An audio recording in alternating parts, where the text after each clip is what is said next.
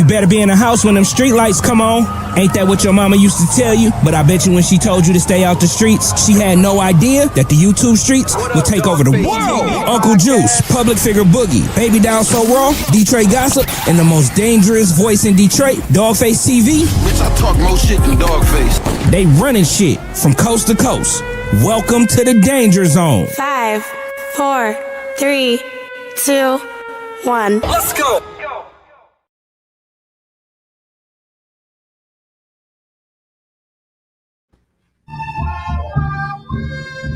Mic check 1 2 1 2. Mic check 1 2 1 2. My name is Dogface Call It Wrong. I am the co-host of Real Life Unfiltered. Diagonally down across on this motherfucking chessboard is my motherfucking Memphis player partner. Yeah, man. CEO King Munchie, man. We live from the Trek Hawk with Dogface Killer. I ain't gonna kill nobody now. I'm retired. Streets dead, ain't it? Then we ain't the streets dead? Or no? Now we gotta respect the streets, man.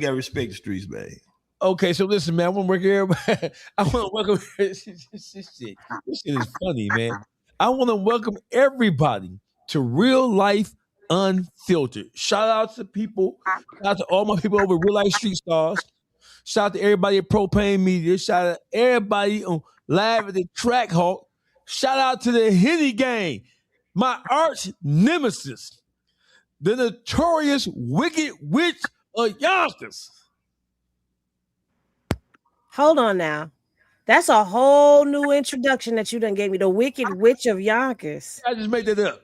You just made that up. Okay. I'm going to show you a Wicked Witch. See, listen. And then we have a new player alert. My man GBE. This motherfucker is one of the most facts-oriented people you ever gonna want to meet. I met him on Instagram, and he was correcting me. And you know, I don't like to be corrected.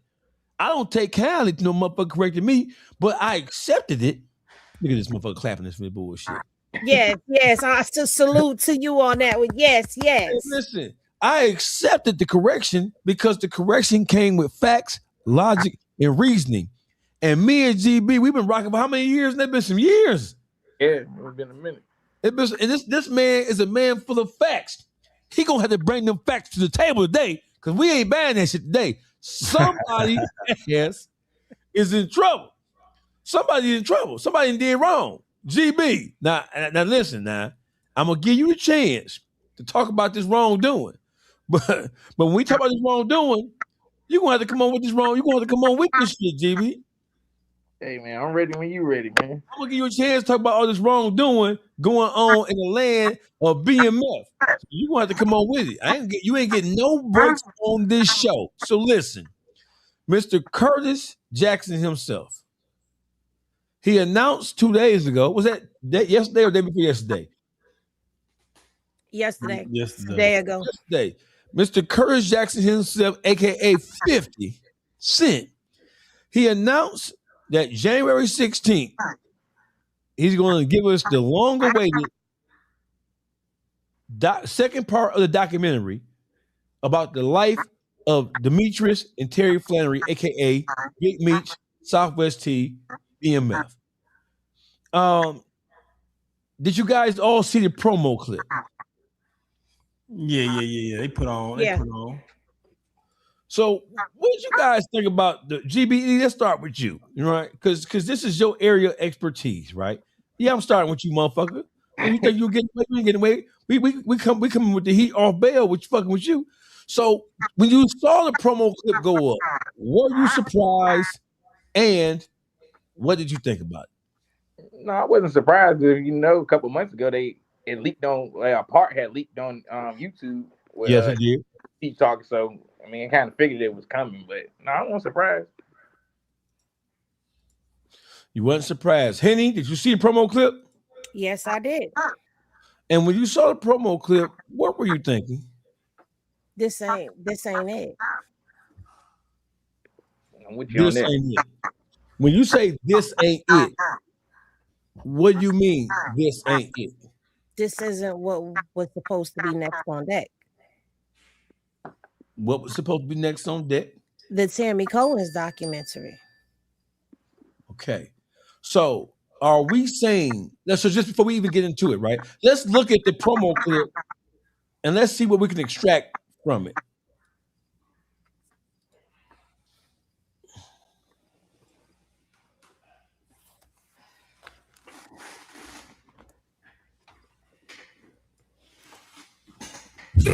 There ain't no other crew like this in the world, and there never will be another. You might have heard of me, but you never seen me. My name is Terry Flannery, and this is my story. I woke up in beast mode. We come from nothing. Family is everything. I knew what I signed up for. We brought the structure, so we no accidents. But Meech brought the heat to me. Bounce back. What the fuck was he thinking about? They weren't being influenced by the culture. They were the culture. I always cleaned up his mess, but my mind, we going to prison. This is it. Terry's going to flip on it. And we're going to be able to put Demetrius away for the rest of his life. Oh, wow.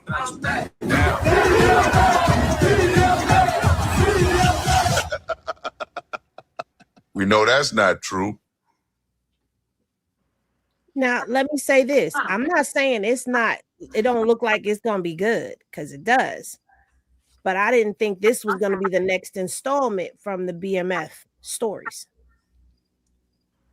Well, they kind of canceled everything, man. You know, they've been having a lot of BMF drama, man. 50 really said he was done with that shit.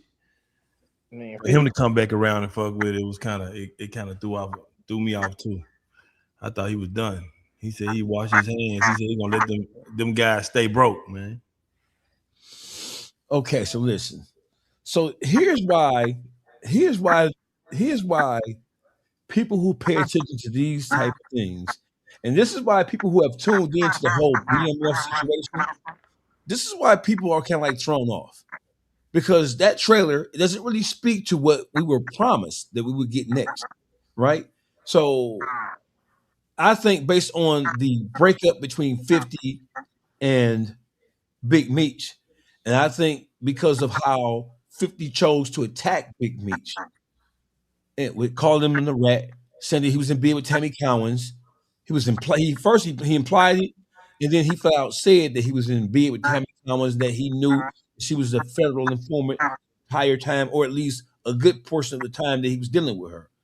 So we thought, based on what 50 said, what 50 implied, and based on Tammy Cowins' early responses to what 50 was saying on Instagram, she responded.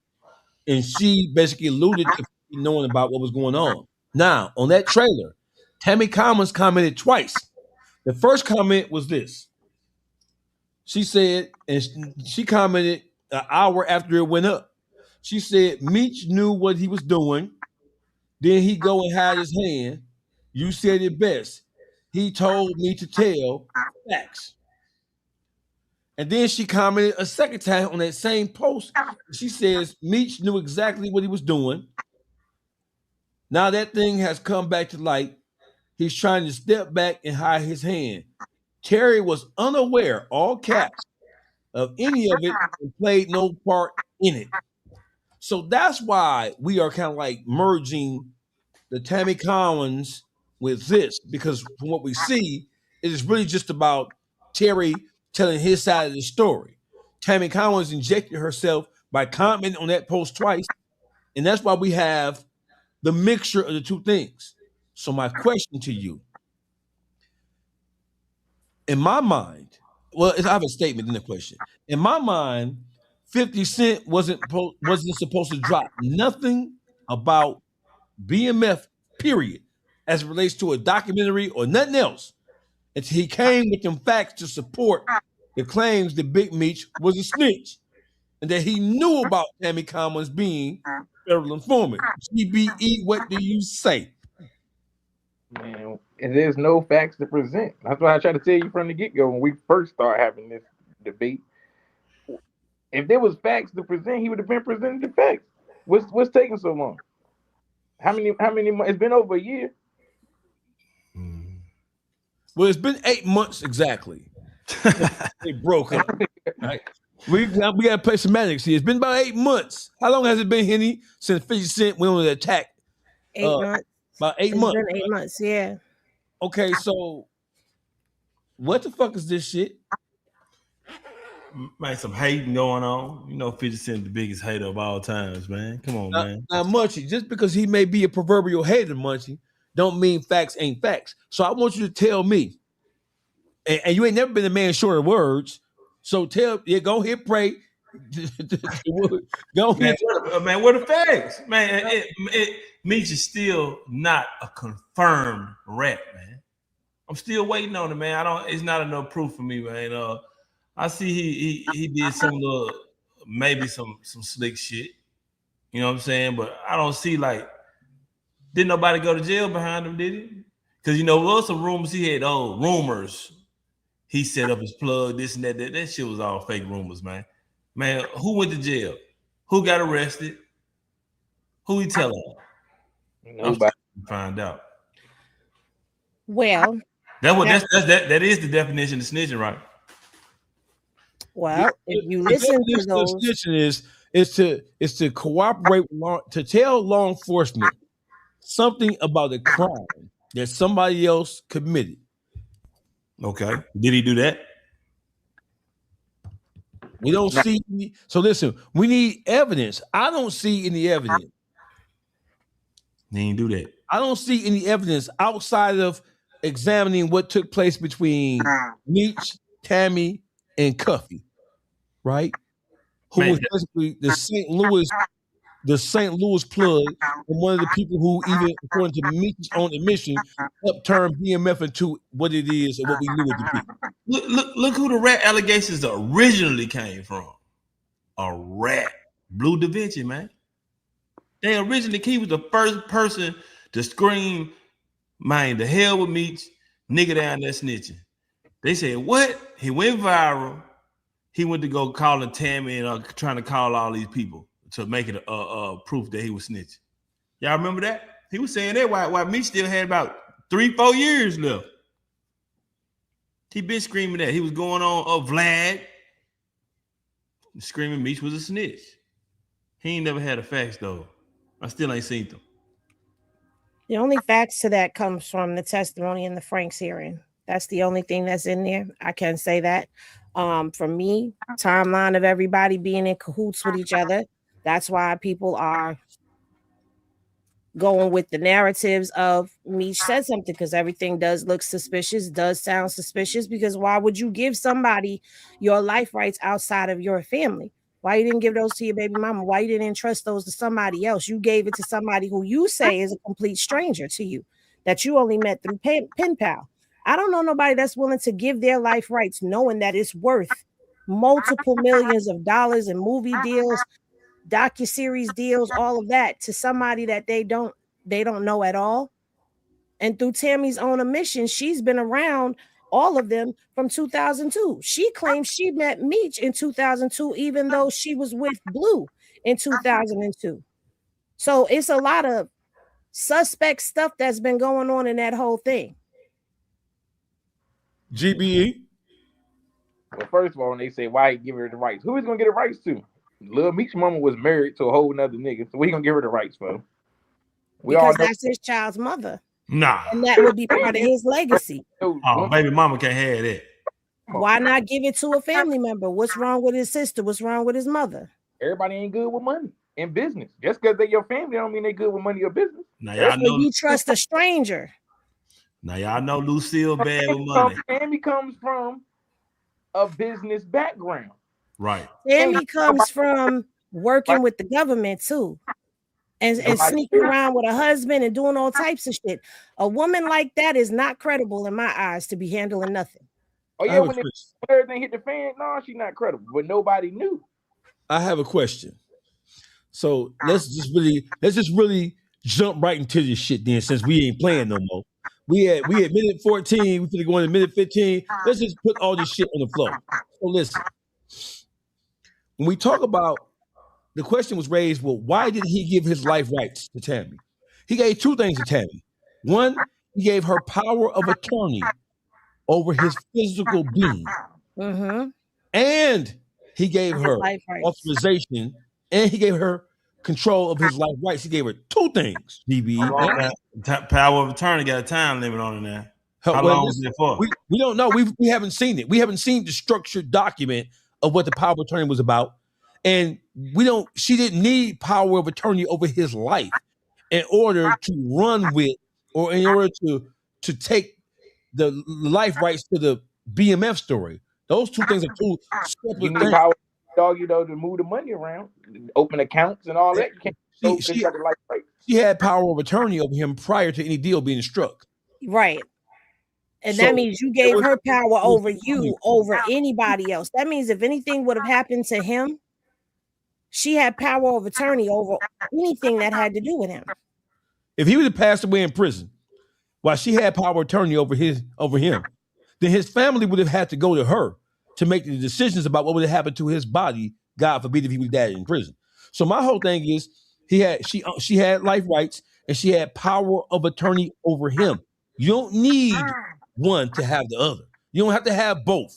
You didn't have to have power of attorney over him or his physical being in order to take those life rights and sell them for movie purposes or whatever. So my question too, so why did Big Meech choose Tammy Cowins? And like somebody just said, well, she was a businesswoman. She was known for her business savvy and her business acumen. How did Meech know? Because it is a fact that Tammy Cowins first came around the mob as a concubine for Blue Da Vinci. Well, they was passing them around, man. Everybody was getting hit over there, man.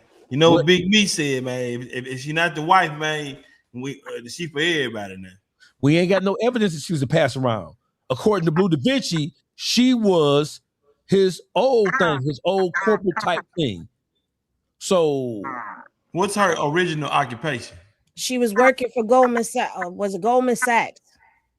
That's her original occupation. She don't have no government, no corporate training. That was her corporate job. She worked for Goldman Sachs.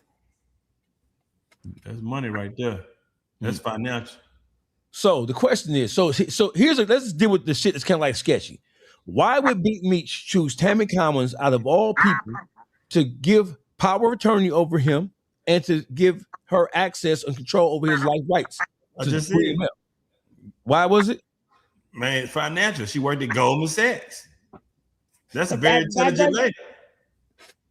But that doesn't mean that she's good with money. She just works for Goldman Sachs.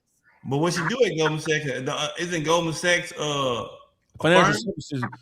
It's a financial institution, yes. Institution. Yeah, so financial. So they're not just hiring anybody to come over there and touch on buttons and touch on money over there now. No, they're somebody not. with some kind of experience. That's true, but you don't know if she's going to handle your business correctly. She has there's no track record of her handling people's business to the extent that he needed her to. GBE? He pitched him a good deal. Like I said, she ended up getting the rights. I don't know about the power of attorney. I can't speak on that. But I know how she acquired the rights was somehow she got linked with Randall Emmett and she presented him to look, I can get the movie made. So who's Randall Emmett? Let's make sure we want to say who these people are. Who is Randall Emmett? Out Hollywood. He's the one who he's working with Lionsgate, which owns Stars. He's the one who brought 50 into the film industry. He's the one who pitched told 50 about the idea of doing the BMF movie. But remember, it was supposed to be originally a movie before it was turned into a series. So when everybody, how she get the rights? It's like, somebody pitched you a good deal and they tied in with somebody and the deal ended up happening. It's not like the deal didn't go through. But you're forgetting a whole key part of all of that because Cuffy was up and involved in that part of things as well with the Lionsgate stuff. Correct. And Cuffy was trying to muscle her. Once she got the life rights, Cuffy was basically trying to bully her for the rights and take the rights from her. According to her, yes. Okay. So let me ask you a question. We have somebody who is we have somebody who is as large as Big Meech is, as plugged in, as connected as he is. I'm aiming this question at Munchie first. We have somebody who is Big Meech. We know who he is. We know what he represents. What's the chances of Big Meech signing over his life rights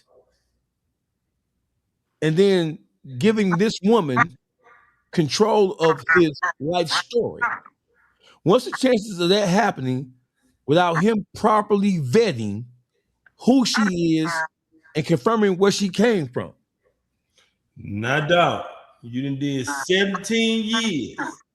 A nigga in the penitentiary best friend is a pen in the pen pal, man. They was writing. They probably got tons of letters, man. She probably good with some letters. She writing back. They working it out. They making it, man. You know, people get married off that pen in the pen, man. Man, people get married, man. So, I mean, yeah, either she's a great Vanessa the Vanessa, or, man, they know what they doing. You know what I'm saying? They sitting there talking every day. They ain't got number time. And if she had number time, she writing back, and he probably woke up every day to see if she wrote him. You know what I'm saying? They put it on paper. They ain't doing too much phone talking.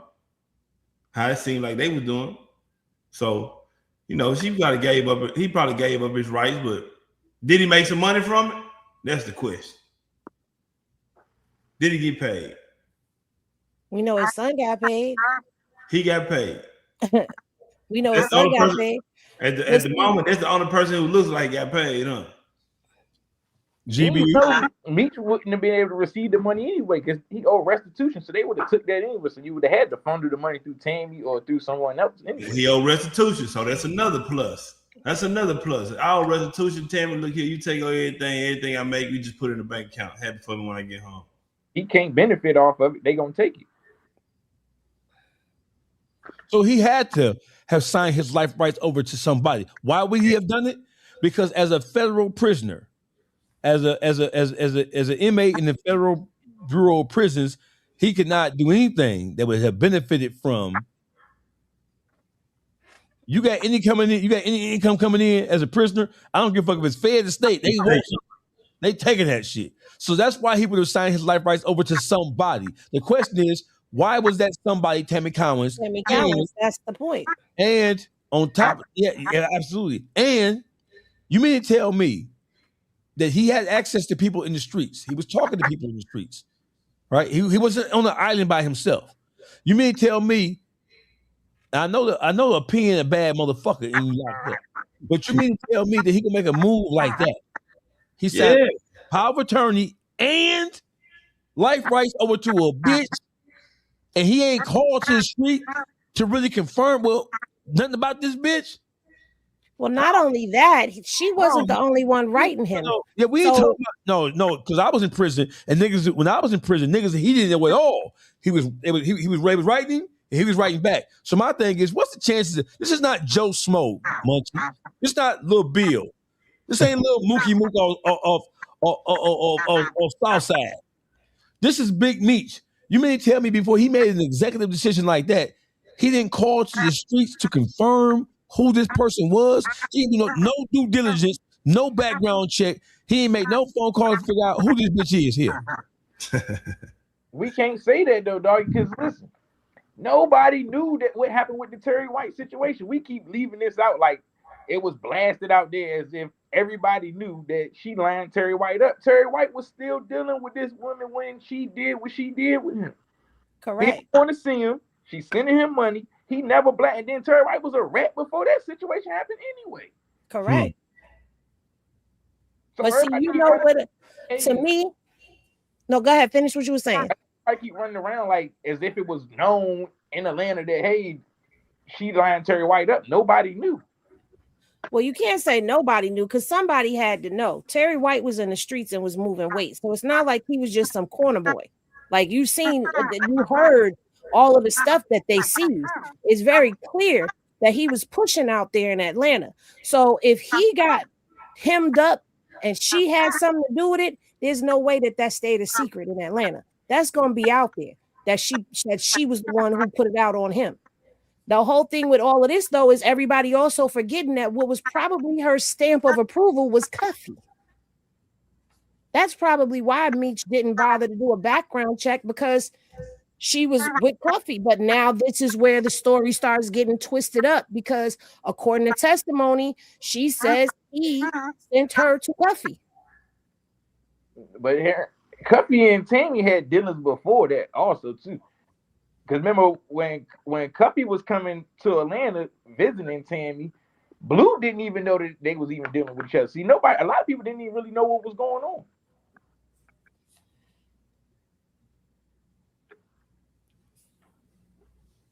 I want you to answer my motherfucking question. What's your question? My question is, so you mean to tell me that somebody like Big Meech, as powerful and as influential as he was, even though he was behind bars, before he signed over a power of attorney, before he signed over the life rights to his story, which are worth millions, if not tens of millions of dollars, you telling me that he ain't make no calls to verify or to vet this bitch to figure out what type of bitch this is and who this bitch is? Because once you sign it over, it's signed over. You mean to tell me that she was able to test him that good on some pen pal shit, and he ain't do no due diligence or checking on nothing? And then I want to ask you a question. Blue Da Vinci said that he had a conversation with Meech. And Blue said that when Meech mentioned Tammy was handling his business, Blue said they had a conversation, and he told Meech, yo, that bitch bold business. That bitch fucking with the feds. That bitch knocked Perry White down. That's what he said. He supposed to line Cuffy up. I mean, he supposed to tell him that she supposed to did that with Cuffy. No, this before the Cuffy shit. This is before Cuffy. I interviewed Blue, and Blue said that when he talked to Meech, and Meech mentioned Tammy name and said, hey, listen, Tammy's handling my affairs. And Blue was like, Tammy who? And he said, Tammy Cowins. Blue knows Tammy Cowins because it's indisputable fact that was his bitch first. She was introduced to the mob through Blue Da Vinci in 2001, 2 or 3. 2002. Right? So you mean to tell me, and at this particular point in time, Meech wasn't saying that Blue Da Vinci was bold. They were still in communication. They were still talking. Blue was still, Meech was still endorsing everything that Blue was doing. He was messing with Blue. I remember. He was messing with Blue. So it wasn't like that he started calling Blue a snitch when Blue got never heard Meech. Hold on, never heard Meech call Blue a snitch. He just ain't fucking with him. Yeah, to this very day, we haven't heard him come out and say that he was a snitch. But also when they fell out was because after that conversation where he told him that Tammy was no good, the next conversation they had about Tammy was when the BMF deal came about.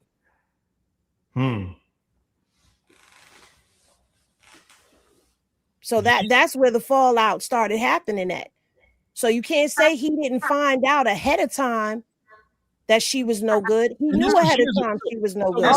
And this is not right already. She had when everything hit the fan, Tammy already had the rights. So what could you do? You can't cancel the rights. You signed the contract. She had the rights already. GB. Now listen. Let me just say this to you, brother. I'm listening. We haven't seen the contract. We don't know if there were any exit clauses. We don't know if there were any clauses that would have made the contract null and void, depending on what either party would have done or wouldn't have done. We don't know. We haven't seen the contract. But here's what I'm saying, is that according to Blue Da Vinci, he told Meech that Tammy Cowins was bold. This is prior to Cuffy getting indicted for anything, right? That was years. That was years before there was ever any deal struck. They were still shopping Big Meech's in the BMF's life rights. Ain't no deal had been reached at that point in time. So my question to you is then, when Blue says that he told Big Meech that Tammy was no good, that was years before any deal had been struck or had been made to produce anything, a movie, a series, anything. Tammy got the rights in 09, right? Yes. Okay. Tammy been writing Meech when they failed in 05. Yes. Remember, look at it. Tammy was there when Meech got sentenced to the 30 years. Yes. Everybody saying, yo, did you do a background check? You did a background check around there. Nothing didn't happen then. There was no Terry White. She didn't call the feds on Terry White yet.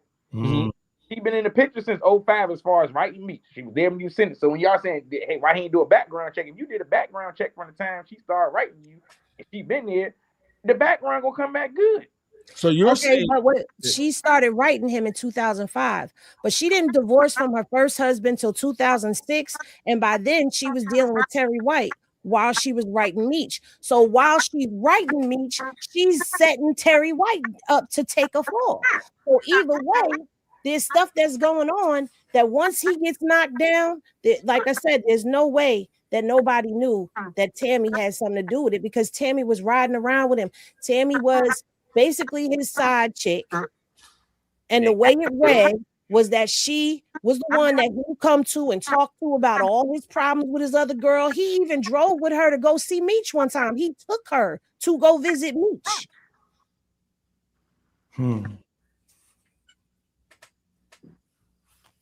Well, where's the work at? I mean, we can sit and debate about it's in the paperwork. It's in the paperwork. Showing that they did a deal. Tammy, first of all, Tammy was a paid confidential informant. You cannot be a third party. She was not a paid confidential informant when she took Terry White down. Remember, she received. She was not a paid confidential. That was after GBE. That was after. I'm agreeing with y'all. That was after. Right. So at that point in time, she wasn't a CI. She didn't become a CI till after Terry White went down and she started dealing with what's that detective's name? I can't remember his name off the top of my head, but she started dealing with him. And that's Keith Cromer. Cromer. Thank you. That's when she became a paid CI, because she was dealing with Cromer and they registered her and all of that. And while all of that is going on, she's still writing Meech. So with all of this going on and all this of her setting people up, knocking people down, she's still in cahoots with Meech. When I say cahoots, I mean communication with him. So now when you get to this part where she's introduced to Cuffy through Meech and the Suarez dude and all of that, I mean, it all starts to line up a bit when you start putting the timeline together. I have a question, GBE, and this is for any the facts people in this thing. Me and Munch ain't nothing but two hood niggas. We ain't nothing but two low down, dirty scoundrels, right? So listen, here's the question. What year was Cuffy arrested or indicted for this whole thing with the Suarez shit? What year was that? Hold on, time out. Cuffy was never indicted. Him, Meech, or Suarez was never indicted for that transaction that transpired, man.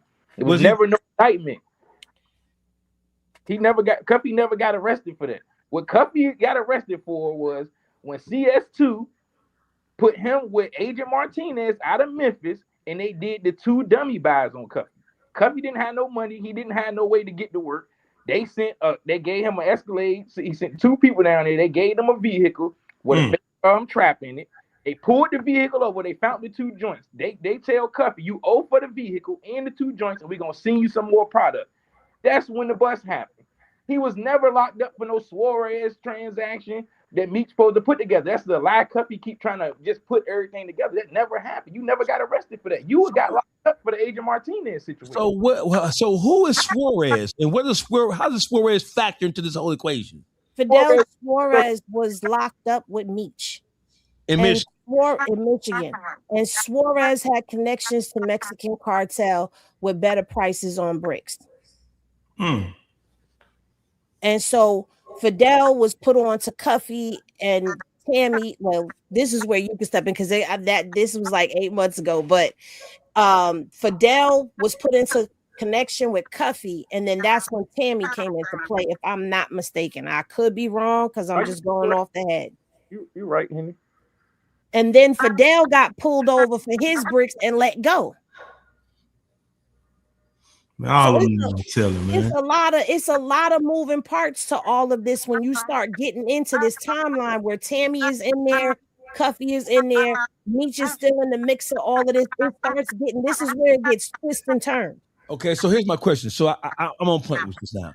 So when did Suarez? What year did Suarez get introduced to Tammy and Cuffy? What year was that? Man, shit, it'd be like Was it 2012? Was it like 2014? I can't. I think it was 2012. It was somewhere between them two. Between 2012 and 2014. Don't hold us to it. Don't spank us for it. That's right? the time frame. Somewhere between there. 2012, 24. What year did Meech sign over his life rights and give Tammy power of attorney? 2009. 2009. Okay. So Meech signed over his life rights and gave Tammy he gave her a power of attorney and signed over his life rights to her in 2009. In between 2012, I believe it was 2012. We're gonna roll with that because I remember that. 2012, this is when this whole convoluted process with Fidel Suarez, Cuffy, and Tammy. This is when this whole sordid affair happened in 2012. So that's 3 years later, approximately, right? Roundabout, yep. Okay, what year? So we have 9, 12. What year was the deal struck with 50 Cent, Lionsgate, and Stars to produce BMF the series? What year was that? Remember, 50 was talking about it like 2014, like 15, 16. 50 was talking about it, but it didn't actually. Remember, it took some years for it to come out. Remember, he posted the whole thing up saying that he gonna do the BMF series and all. But remember, it was a movie. He kept saying he's gonna do the 2018. 2018 is when the announcement was made. Oh, yeah, because that's the last time Blue said he talked to him was in 2018. 50 Cent acquired. So here we go. So here it is right here. Let's make sure because we did some fact shit right here. So right here it says that 50 Cent acquired the TV and film rights to Black Mafia Family Story, including Big Meech's life rights around 2020, developing the popular Star series through his G Unit film and television company. Right. He didn't get going on in 2020. They green lighted in 2020. Stars did. He got the check in 2020. He put it out in 2021 with the premiere a year later. Yeah, because what I'm looking at, it's saying that he was inked to do the multi-series deal worth $150 million starting in 2018. Damn, him over 150. And this is what I'm saying. You trusting a stranger with that? God damn, 150 means you gave up 150. That was everything in your flow board that the feds took. 50 was for all the shows that 50 had on Stars. That was for the Power series and all of that, included BMF. It wasn't just strictly for the BMF. Okay, so it says the Star Series BMF Black Mafia Family first premiered in 2021 with its debut season launching September 26, 2021, and it ran for 4 seasons before cancellation in late 2025. So he bought the life rights. He secured the life rights in 2020. Mm-hmm. For $1 million. Gave them $1 million, Tammy $1 million for the life rights. You know what? That was the dumbest. Man, I don't even want to curse, man. That was the dumbest move Meech ever made in his businessman career. This man gave away a story worth $150, and he out here on his ass right now. That's crazy, man. That man should have never. He should have kept that story to himself. You know what? They rushed it. Everybody was on their back, man. This is the biggest story in the world. This is gonna be big. It's gonna be big, man. You're gonna be rich. They rushed it and they played that, man. Well, this is blowing money fast, okay? This is Black Mafia Family. They was basically running the South like nobody had ever seen in Atlanta. Man, he played himself. And then I don't know. Meech came home not like Meech. He don't talk. He just look funny. He don't smile. There's something wrong with that nigga. He got broken. They broke him in prison. He broke him down there. They said he was the man down there, though. I heard he was running, doing his thing. But he come home, he just looking crazy, smiling. I seen the other day, I was watching something, and they tried to give a nigga walked up on him. They gave him a Detroit Lion piece.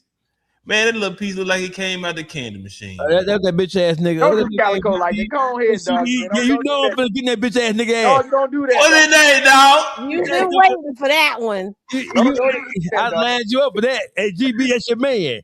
Oh, man, I just started something. Yeah, you did. You lined me up that bitch ass nigga. What that nigga from Memphis? That nigga gave that nigga a plastic action figure to put on his neck. That nigga from Memphis, Tennessee. Hey, Meech that little punk ass line. That nigga from Memphis. What that bitch ass nigga name? I forgot. Hey, what's that nigga name, GB? Oh, Calico Jones. Calico Oh, that was Calico Jones? Yeah. Oh man, that's my partner brother, man. Oh, yeah, so sorry. You can't pick that's your my friends. partner brother, man. I ain't know that was Calico did that, man.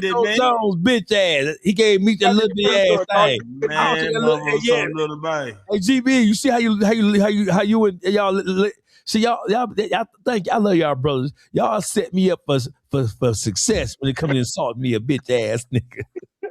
I was waiting for the bitch ass nigga to come out too, because I said he's itching to say that. Yes, it says that the specific amount 50 Cent paid Tammy Cowins for the rights to Big Meech's story for the BML series has not been publicly disclosed.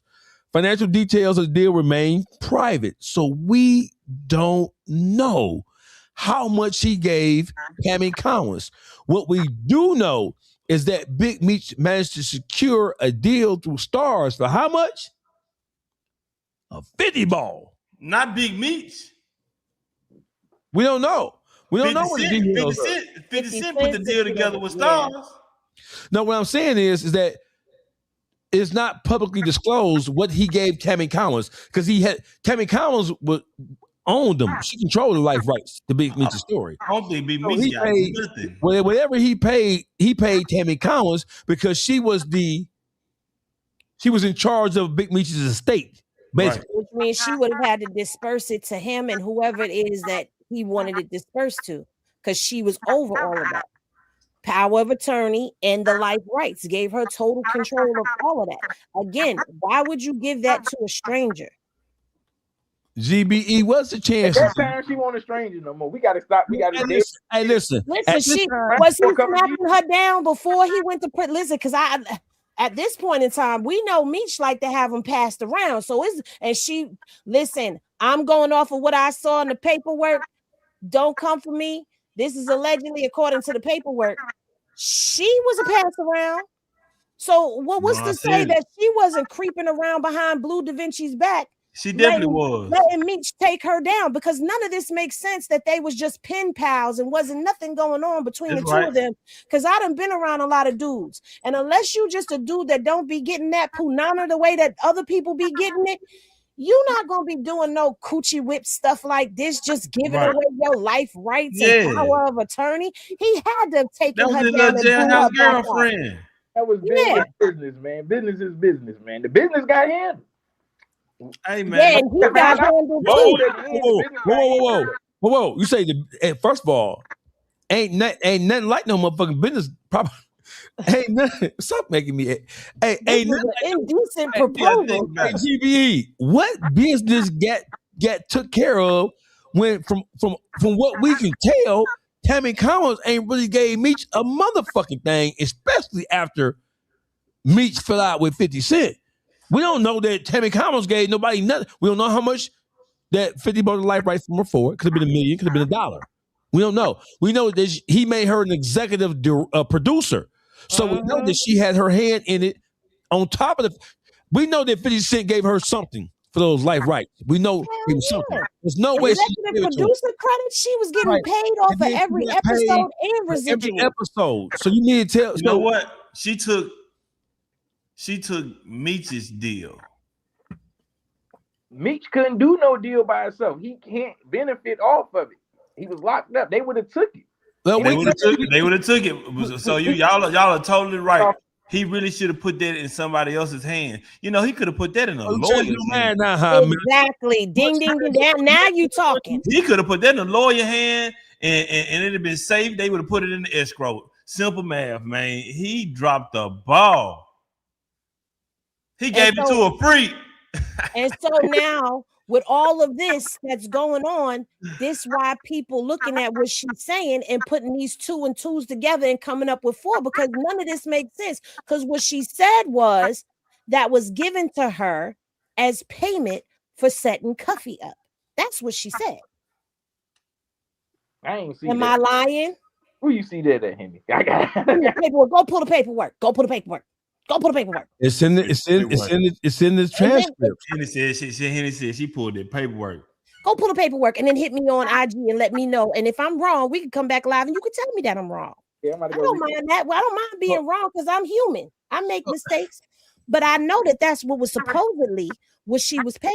That's why she got it. Okay, so listen. Here's what we know. Here's what we know. What we know for a fact is this. Let's just deal with facts. Let's just deal with conjecture of people's opinion. A fact is that Tammy Cowins was able to secure the life rights to Big Meech's story. That's a fact. Tammy Cowins also had power of attorney over Big Meech. That's a fact.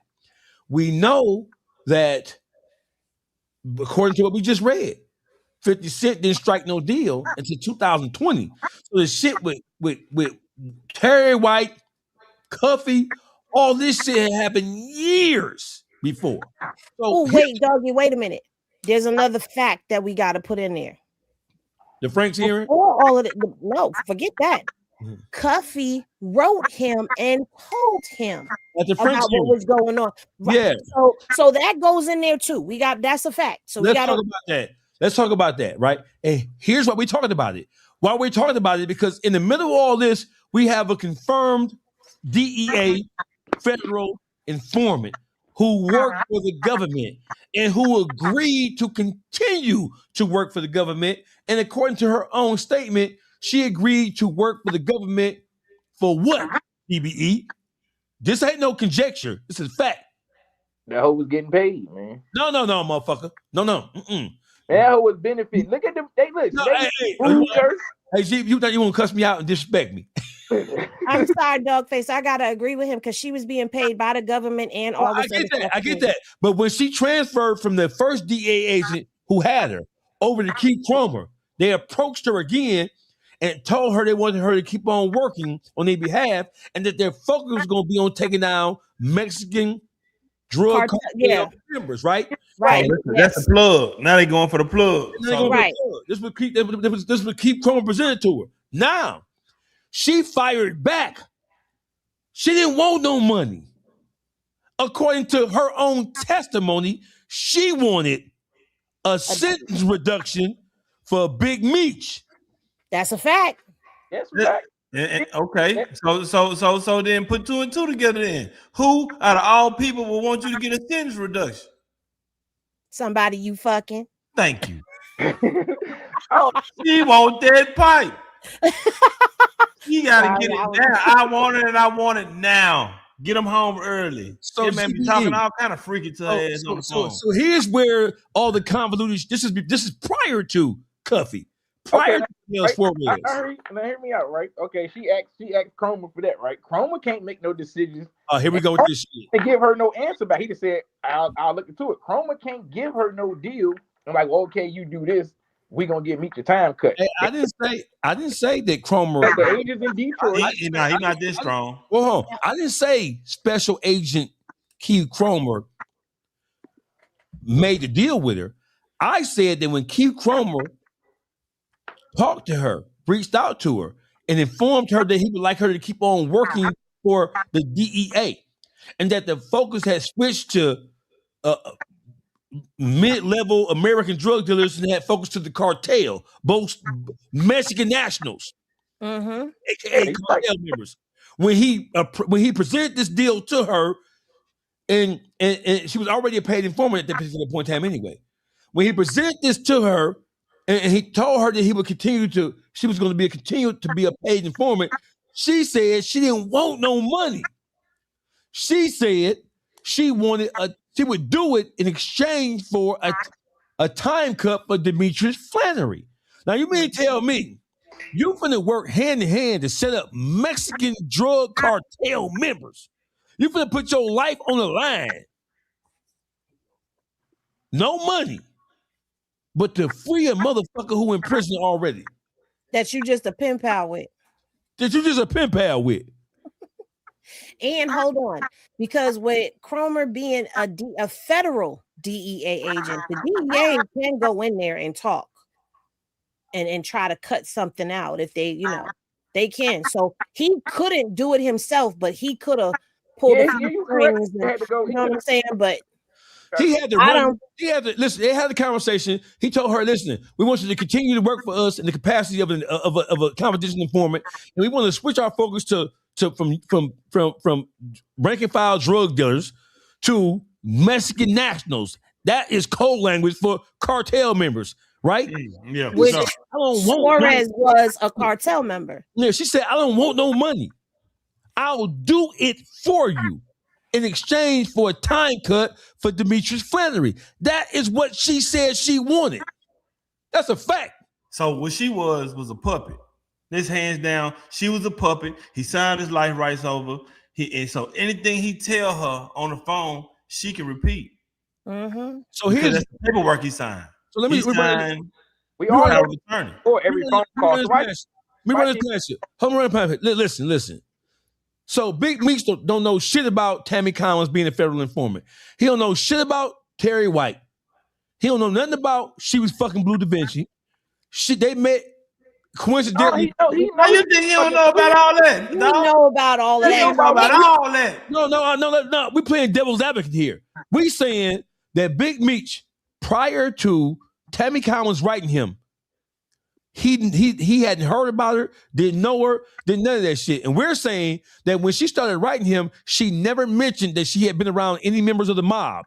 She just started writing him as a pen pal, and they became friends through pen pal. Meech didn't have no idea what her track record was. He didn't have no idea about her relationship with Blue Da Vinci for years. He had because according to Blue, she reached out to Meech to try to get in touch with him, if I'm not mistaken. Isn't that what he said? We're being devil's advocate. Oh, we're being devil's advocate. I'm sorry, I forgot. Okay, yeah. But she don't know nothing. He don't know nothing at all. He's oblivious. Y'all know they make it on it. No, listen. He don't know nothing. I'm on Demetrius Flannery side. I'm on Big Meech side. So Tammy Cowins started writing me pen pal. I'm already in penitentiary, so I'm lonely.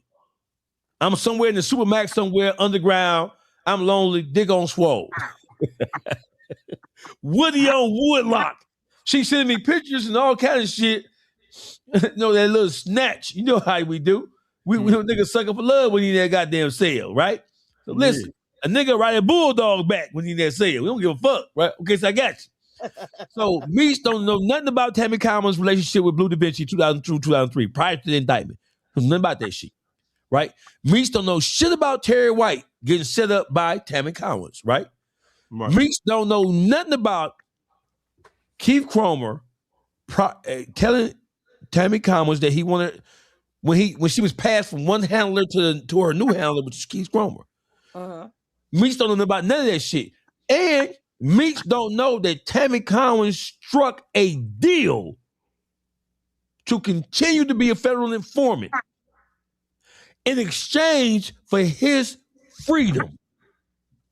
So she made a deal with the devil to set up Mexican drug lords, cartel members that cut niggas' throats out and throw them on the ground.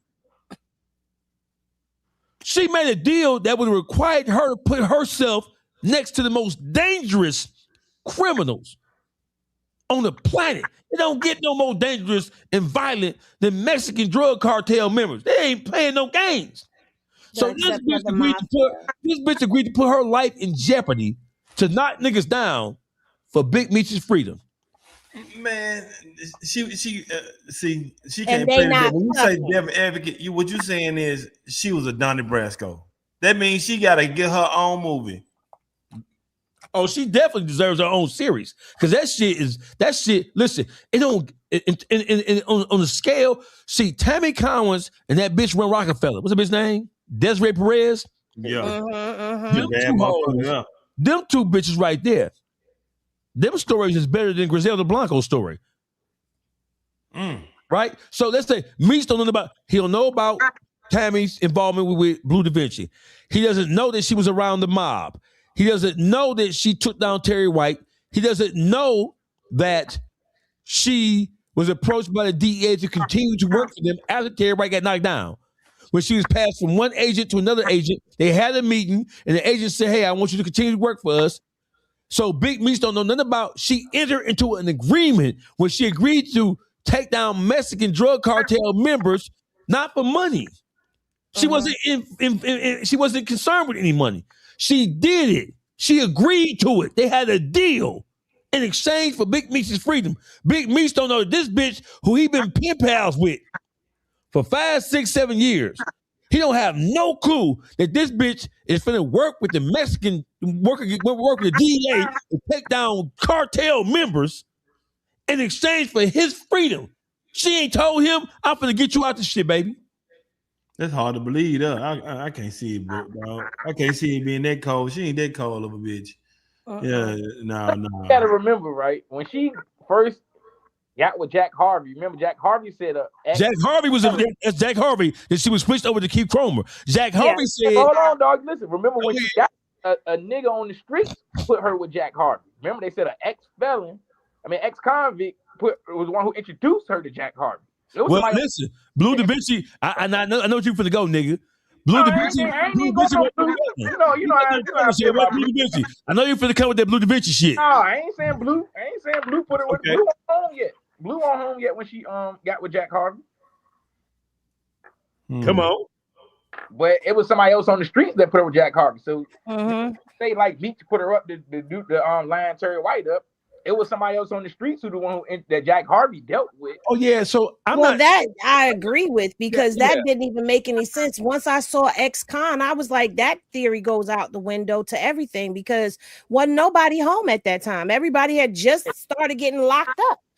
People were locked up, and then people were still getting locked up by then. And by then, Meech and Blue was already locked up, so couldn't be either one of them. So it was somebody else. But Jack Harvey did say that she had a little skill to her, especially being that her ex-husband was a crackhead. Now, he said it. He called that man a crack addict, and this is a crackhead himself. So she wasn't completely green to everything. She was a Goldman Sachs claims adjuster by day, and she was working them streets and working the polls, you know what I'm saying, and by night.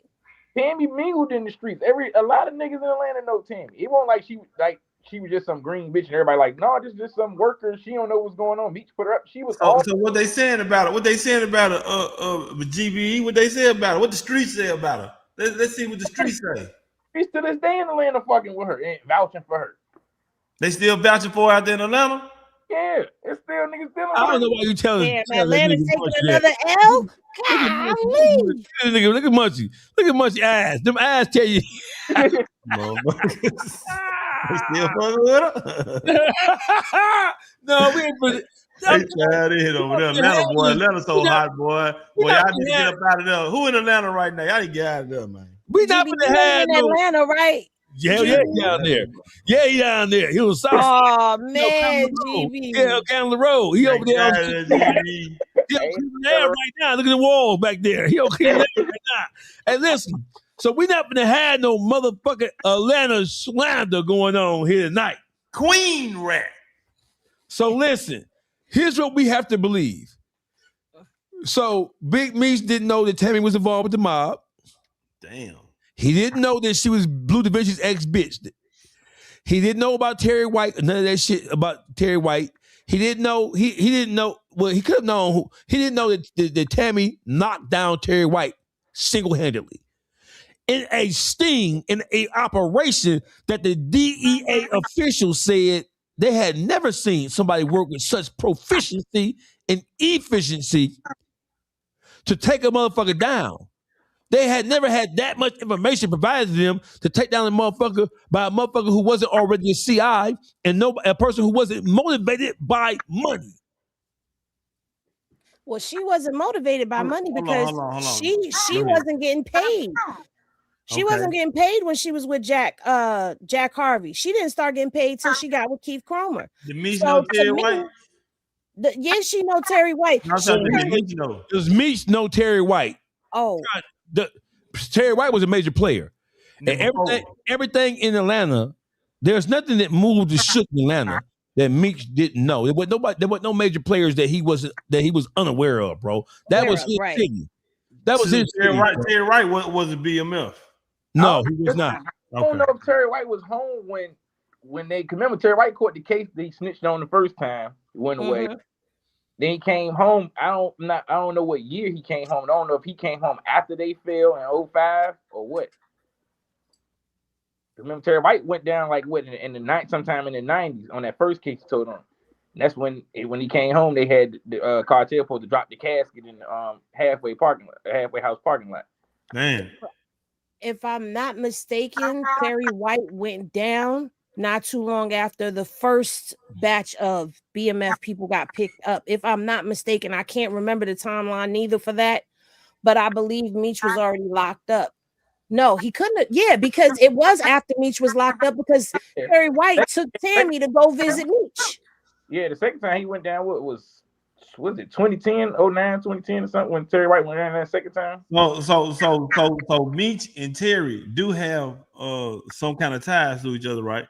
They might have crossed paths in the streets. That would make sense. I mean, Terry was doing his thing and so was Meech.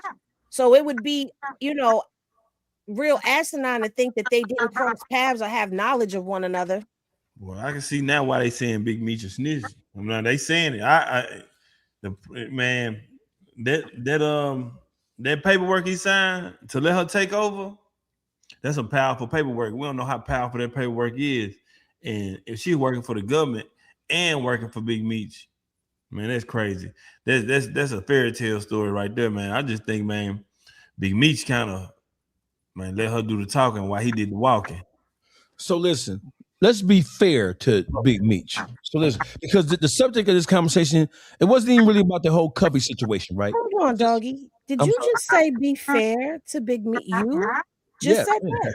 Man, look at the growth. Big Meech, that's growth right there.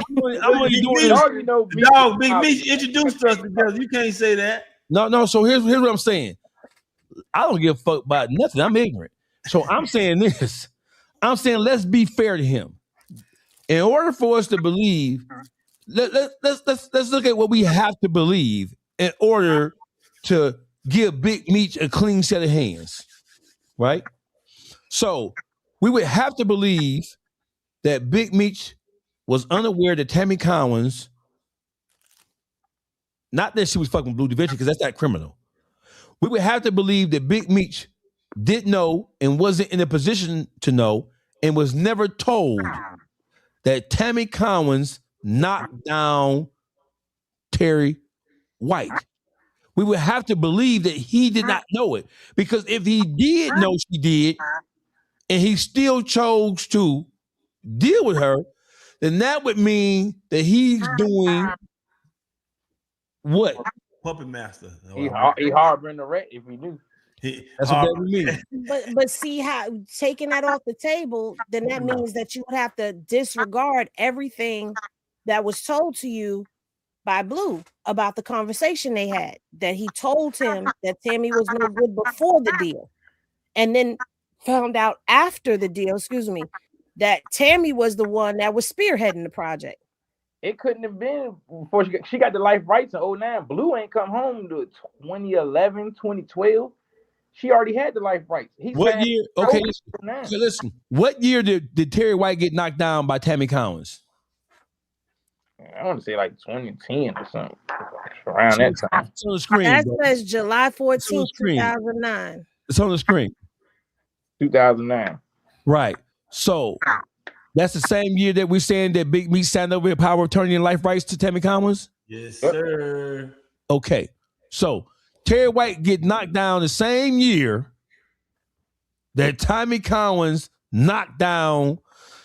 Terry White get knocked down the same year that Big Meech signs over his life rights and the power of attorney to Tammy Cowins. Somebody snitching. And then immediately after all of that, that's when she's asking for a deal, or somewhere in there she's asking for a time cut for Meech, because that came after Terry White's fall. What year did Keith Plummer meet Tammy Cowins? I don't think it ever stated what year they met. Remember, all they said was they was introduced that somebody on the streets put her with Jack Harvey. What year did Jack Harvey get retired? Jack Harvey turned her over when he retired to Keith Cromer. Yeah. What year did Jack Harvey, DEA agent Jack Harvey, retire? Remember, she never worked again after she did the Terry White thing. It was a time lapse to when Jack Harvey, Cromer approached her about working doing the cartel. Remember, it was a time lapse, and that like soon as Terry White got locked up. Okay, so hold on. Tammy became a confidential informant in 2009.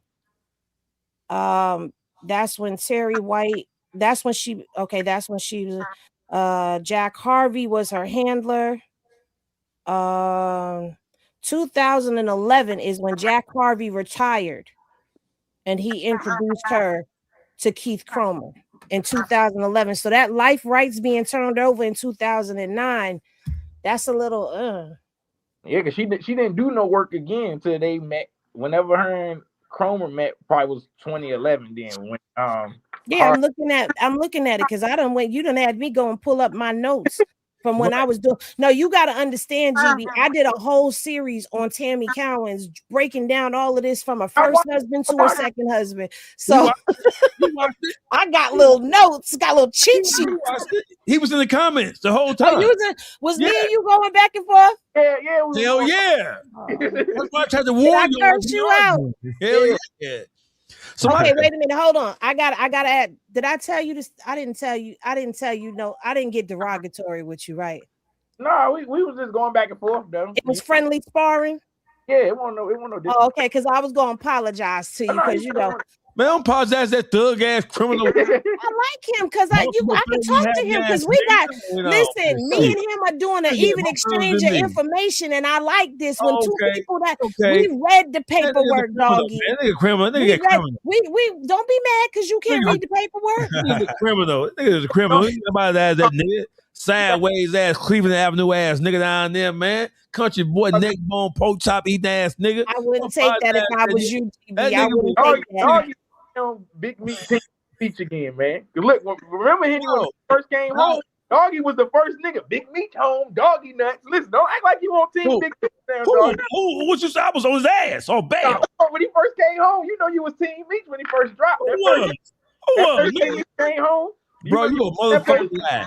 Hey, listen, first of all, watch this. I was taught back on my block that you don't ride on nobody's jock. For anything he do, fuck him and his crew. Unless you was getting I can clarify something for y'all. How Tammy got in touch with Fidel Suarez is Fidel called Tammy because Tammy was the go-between for people who wanted to get in touch with Meech. So Fidel called Tammy to get in touch with Meech, and Meech confirmed who Fidel was to her. Yes. Yeah, that's correct. And how did Fidel Suarez meet Cuffy? It was through Tammy Cowins. Tammy. Yes. What year was that, Henny? 2000 what? That's like 12 or something. That's like 2012, yeah. Yes. So Big Meech told Tammy Cowins to put Fidel Suarez in contact with Allegedly, Big Meech told Tammy Cowins plug Cuffy up with Fidel Suarez. Well, what happened was Fidel was looking for somebody to buy pills. And so Tammy called Cuffy and took Cuffy to Fidel. In the meantime, Cromer is listening in on all of this. Okay, so here's the question. Can't leave out the park because Cromer was in the car. You ain't getting away. Yeah. He was in the car and it was on the speaker. It was on the He won't lining them up. They was fucking, so Cromer happened to be in the car. Okay, so watch this. Hold listen. Well, Cromer wasn't the criminal. He was the agent. Whoa. How did so you telling me that Tammy fucking Keith Cromer, they in the car together riding when Fidel Suarez called her and said, "Hey, I got these pills. Who want them?" He asked her, did she know anybody? Did she know anybody? Okay, so my question to you is this. How did Tammy Cowins know to put Suarez in contact? How did Tammy Cowins know Suarez to even be calling her? Because Suarez called her because she was the person to call to get in touch with Meech. So he called her to get in touch with Meech. How did Fidel Suarez, a Mexican cartel member, because they were talking after that. How did Suarez know who the fuck Tammy Cowins was? What I'm asking you. In the county, remember Suarez beat his fellow. Obviously through Meech. Shit. And when Meech gave him the information, if you wanted to get in contact with me, you got to go through Tammy. Remember, Tammy was the right. Okay, yeah, but what I'm saying is, so listen. He said, how did Fidel know that she would help him get rid of the pills? So how did Fidel Suarez make the acquaintance of Tammy Cowins? Who plugged her with him? Man, he probably met her in the streets, man. She was a little pass around. No. Remember Suarez started hitting her up. Suarez sent pictures of himself to Tammy. Yeah. He was to identify himself when he was trying to get in contact with Meech. Right. And so Meech told Tammy who Fidel was. Because it was known, because at this particular point in time, she's in control of everything Big Meech, right? So he was hustling the whole time he was in there, man. We keep sitting here playing these games. Listen, the man got to put a play together to help cut down bad. Hold on. You muffled. I hear you. I said Meech was making moves the whole time he was in there. Cuffy was bad. Needed some help. He tried to help Cuffy out. Cuffy ripped the damn man off. Can you hear me? Yeah, we hear you good. You hear you good as motherfucker. Shit. We trying to see where you going. Yeah. That's why I know where he going. If he was gonna line Cuffy up, they would have lined him up when that first deal went through. That Cuffy beat Suarez on. So if they was gonna do a lineup, you would have got busted right then and there. If they was lining you up, nigga, you ran off on the plug. You waited after you ran off. Suarez called, snapping, asking Tammy about Cuffy, saying that Cuffy beat him. And he ain't answering the phone. He couldn't get in contact with him. Months went by. Cuffy hits Tammy up again, asking, "Do she know anybody else that can front him something?" That's how the Agent Martinez situation came around. It was never no arrest for the Suarez situation. When Suarez was even calling Tammy that time when she was in the car with Chroma again, when he got the truck delivered up here to St. Louis to Cuffy on the load that Cuffy bucked on, and he kept saying, "Yo, Cuffy playing games. He ain't answering the phone. I got a truck sitting up there." Yeah. Okay. So my question to you, I'm gonna ask you again. I know you know, GBE. Who told Fidel Suarez about Cuffy? Tammy together. Tammy did that. And whose behest? What? Remember, her and Cuff was already dealing with each other before the Suarez situation on trying to get the movie deal done. I remember that. Right. Started knowing what Cuffy into. So how did? But she was introduced to Cuffy through Meech for that deal. How did Tammy meet Cuffy? Through Meech. How did Tammy meet Fidel Suarez? Through Meech. So you telling me Tammy Cowins is out busting jugs on her own and put niggas together, and Meech don't know nothing about it? I'm telling you, man, that's a fairy tale story. I've been saying it the whole time, man. A woman needs direction when it comes to selling some dope, man. So let me ask you another question. Watch this. So let's fast forward to. So listen, we know that Cuffy wasn't found guilty of anything involved in this. We know we're not gonna say not guilty. Cuffy was never charged. Listen. Listen. Never charged, dog. So what was the Franks hearing about? The Franks hearing. Okay, now what is the Franks hearing? GBE. The Franks hearing motion was about. They was trying to get to the bottom of how the wiretap started. How did the feds get on Cuffy?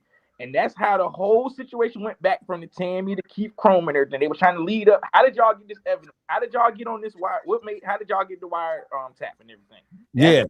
A Franks hearing is a hearing that is designed to challenge. Hold on, I'm not to cut you off. Remember, the Franks motion hearing actually came about because when they found out that Tammy was the CI, Tammy called Cuff's lawyer and told him that she was sleeping with Chroma. That's what. Right. I was gonna say that. Like you forgetting the Franks hearing came about because she was sleeping with Chroma. That's why the Franks hearing was granted. A Franks hearing is a hearing to gather information to justify why a wiretap was given or authorized.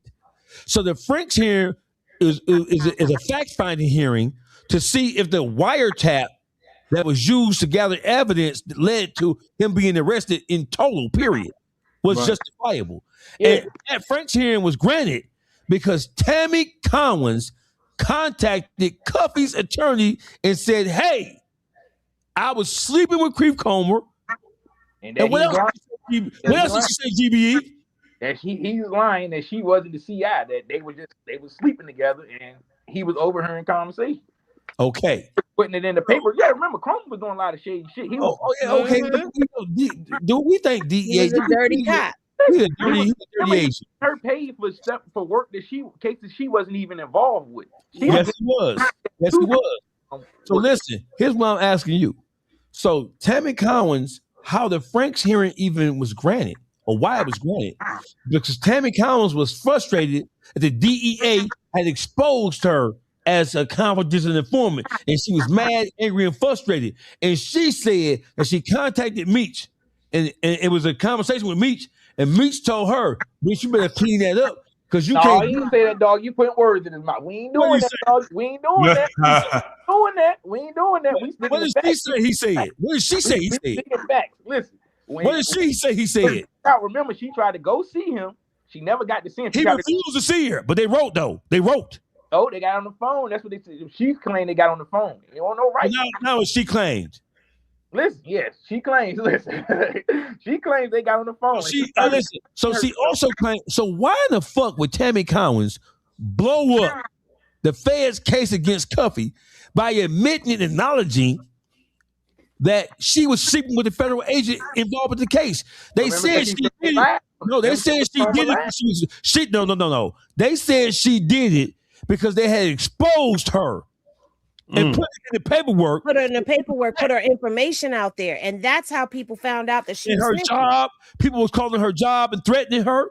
And motherfuckers in the streets of Atlanta was threatening her because she had been exposed. Atlanta, nigga. That was St. Louis. We gonna keep this. No, it was St. Louis, doggy, because it was covered. It was allegedly. We're sticking to Cuffy facts, people. dog. What she said was she went in there and alleged that Cuffy Peoples was calling her and threatening her. Right, that's true. Okay, so listen, how did Cuffy people know that she was CSI?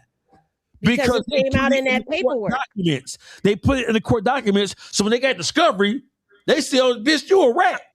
So now Cuffy is saying, "Hey, Meech." Rewind, hold on, rewind. Because listen, right? If Meech, and this is another thing that everybody keep trying to glance over. If Meech was in on it, why was she trying to explain to Meech and say that the paperwork was a lie and she wasn't a guy? If I'm in on it and I got you lining people up, you don't need to explain nothing to me and say that, hey, this is a lie. I ain't do this. Right. If I'm in on it and I put the play up, what is you trying to come see me and explain to me that this paperwork is a lie and you not this guy, that they lying on you? Yeah, but like you just said, allegedly, that's what she said she did. Well, and I'm gonna say this: if that's but it's more to it than just that, because putting her in the case as a CI exposes her for all the stuff that she has been involved in, which means that he would have found out just how deep she ran. So yeah, I ain't no snitch. So if I'm doing what you told me to do, no.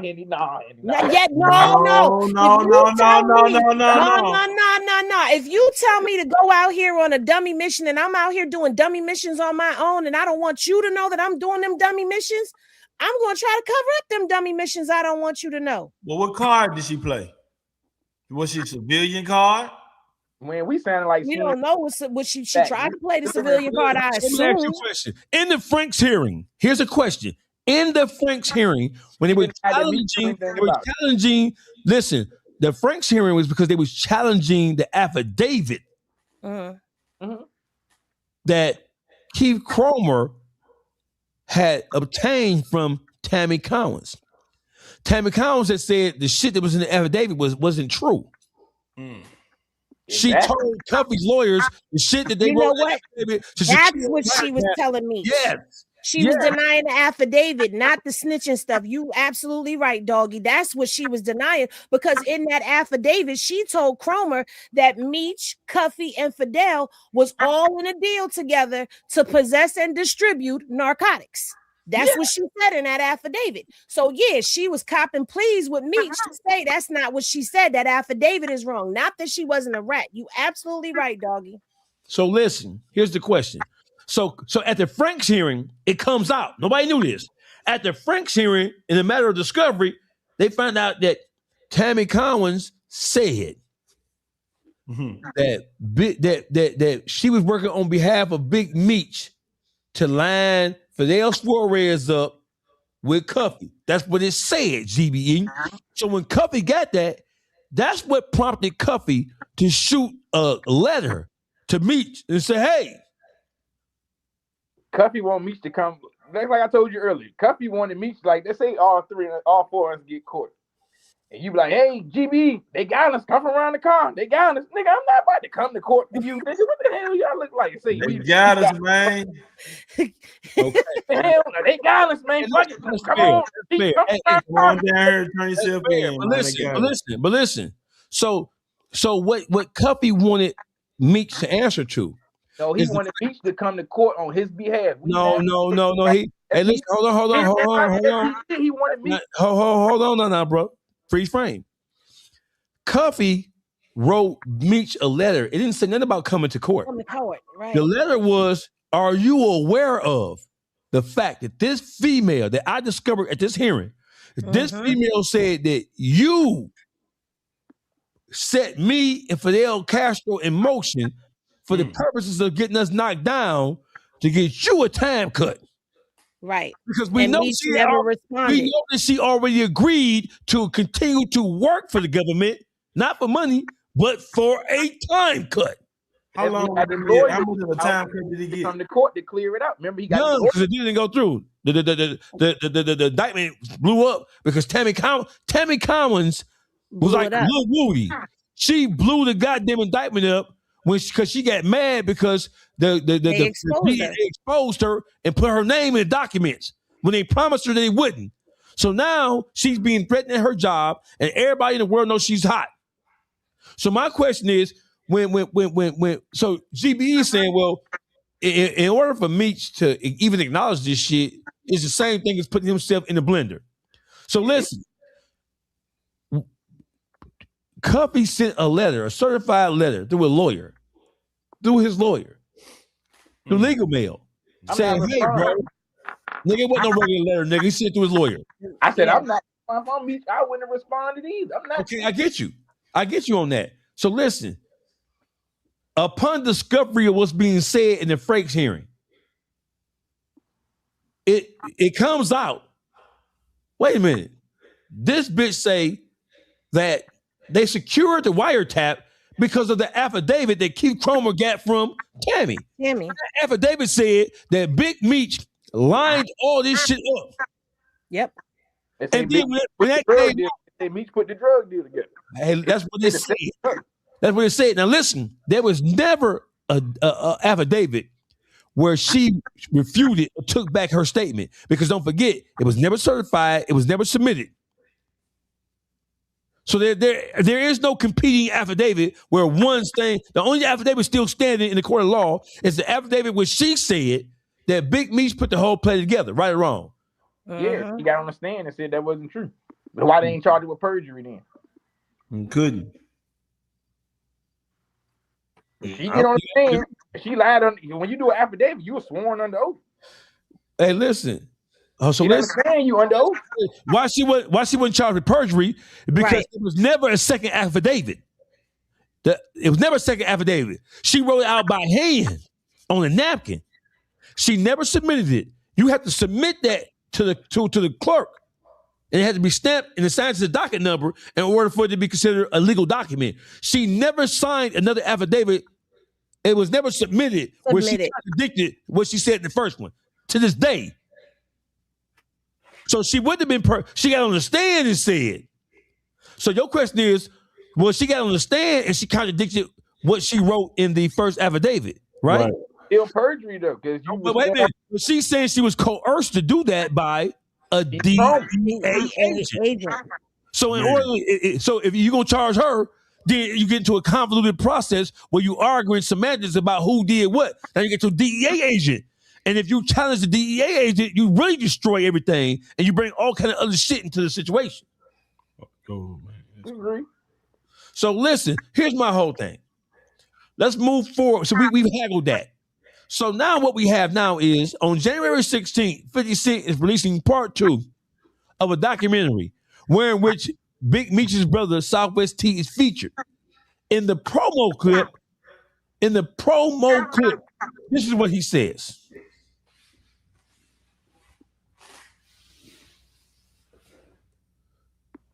This is what he says in the promo clip.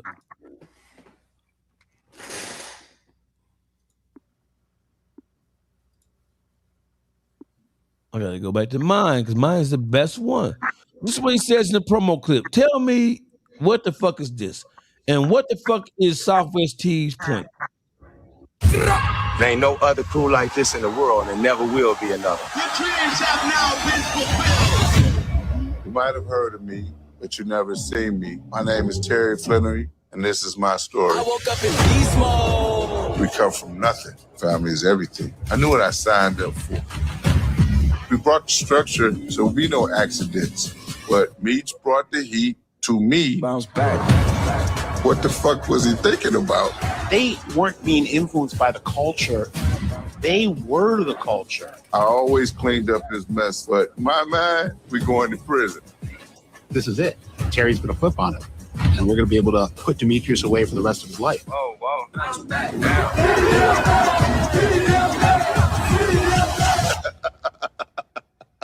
We know that's not true.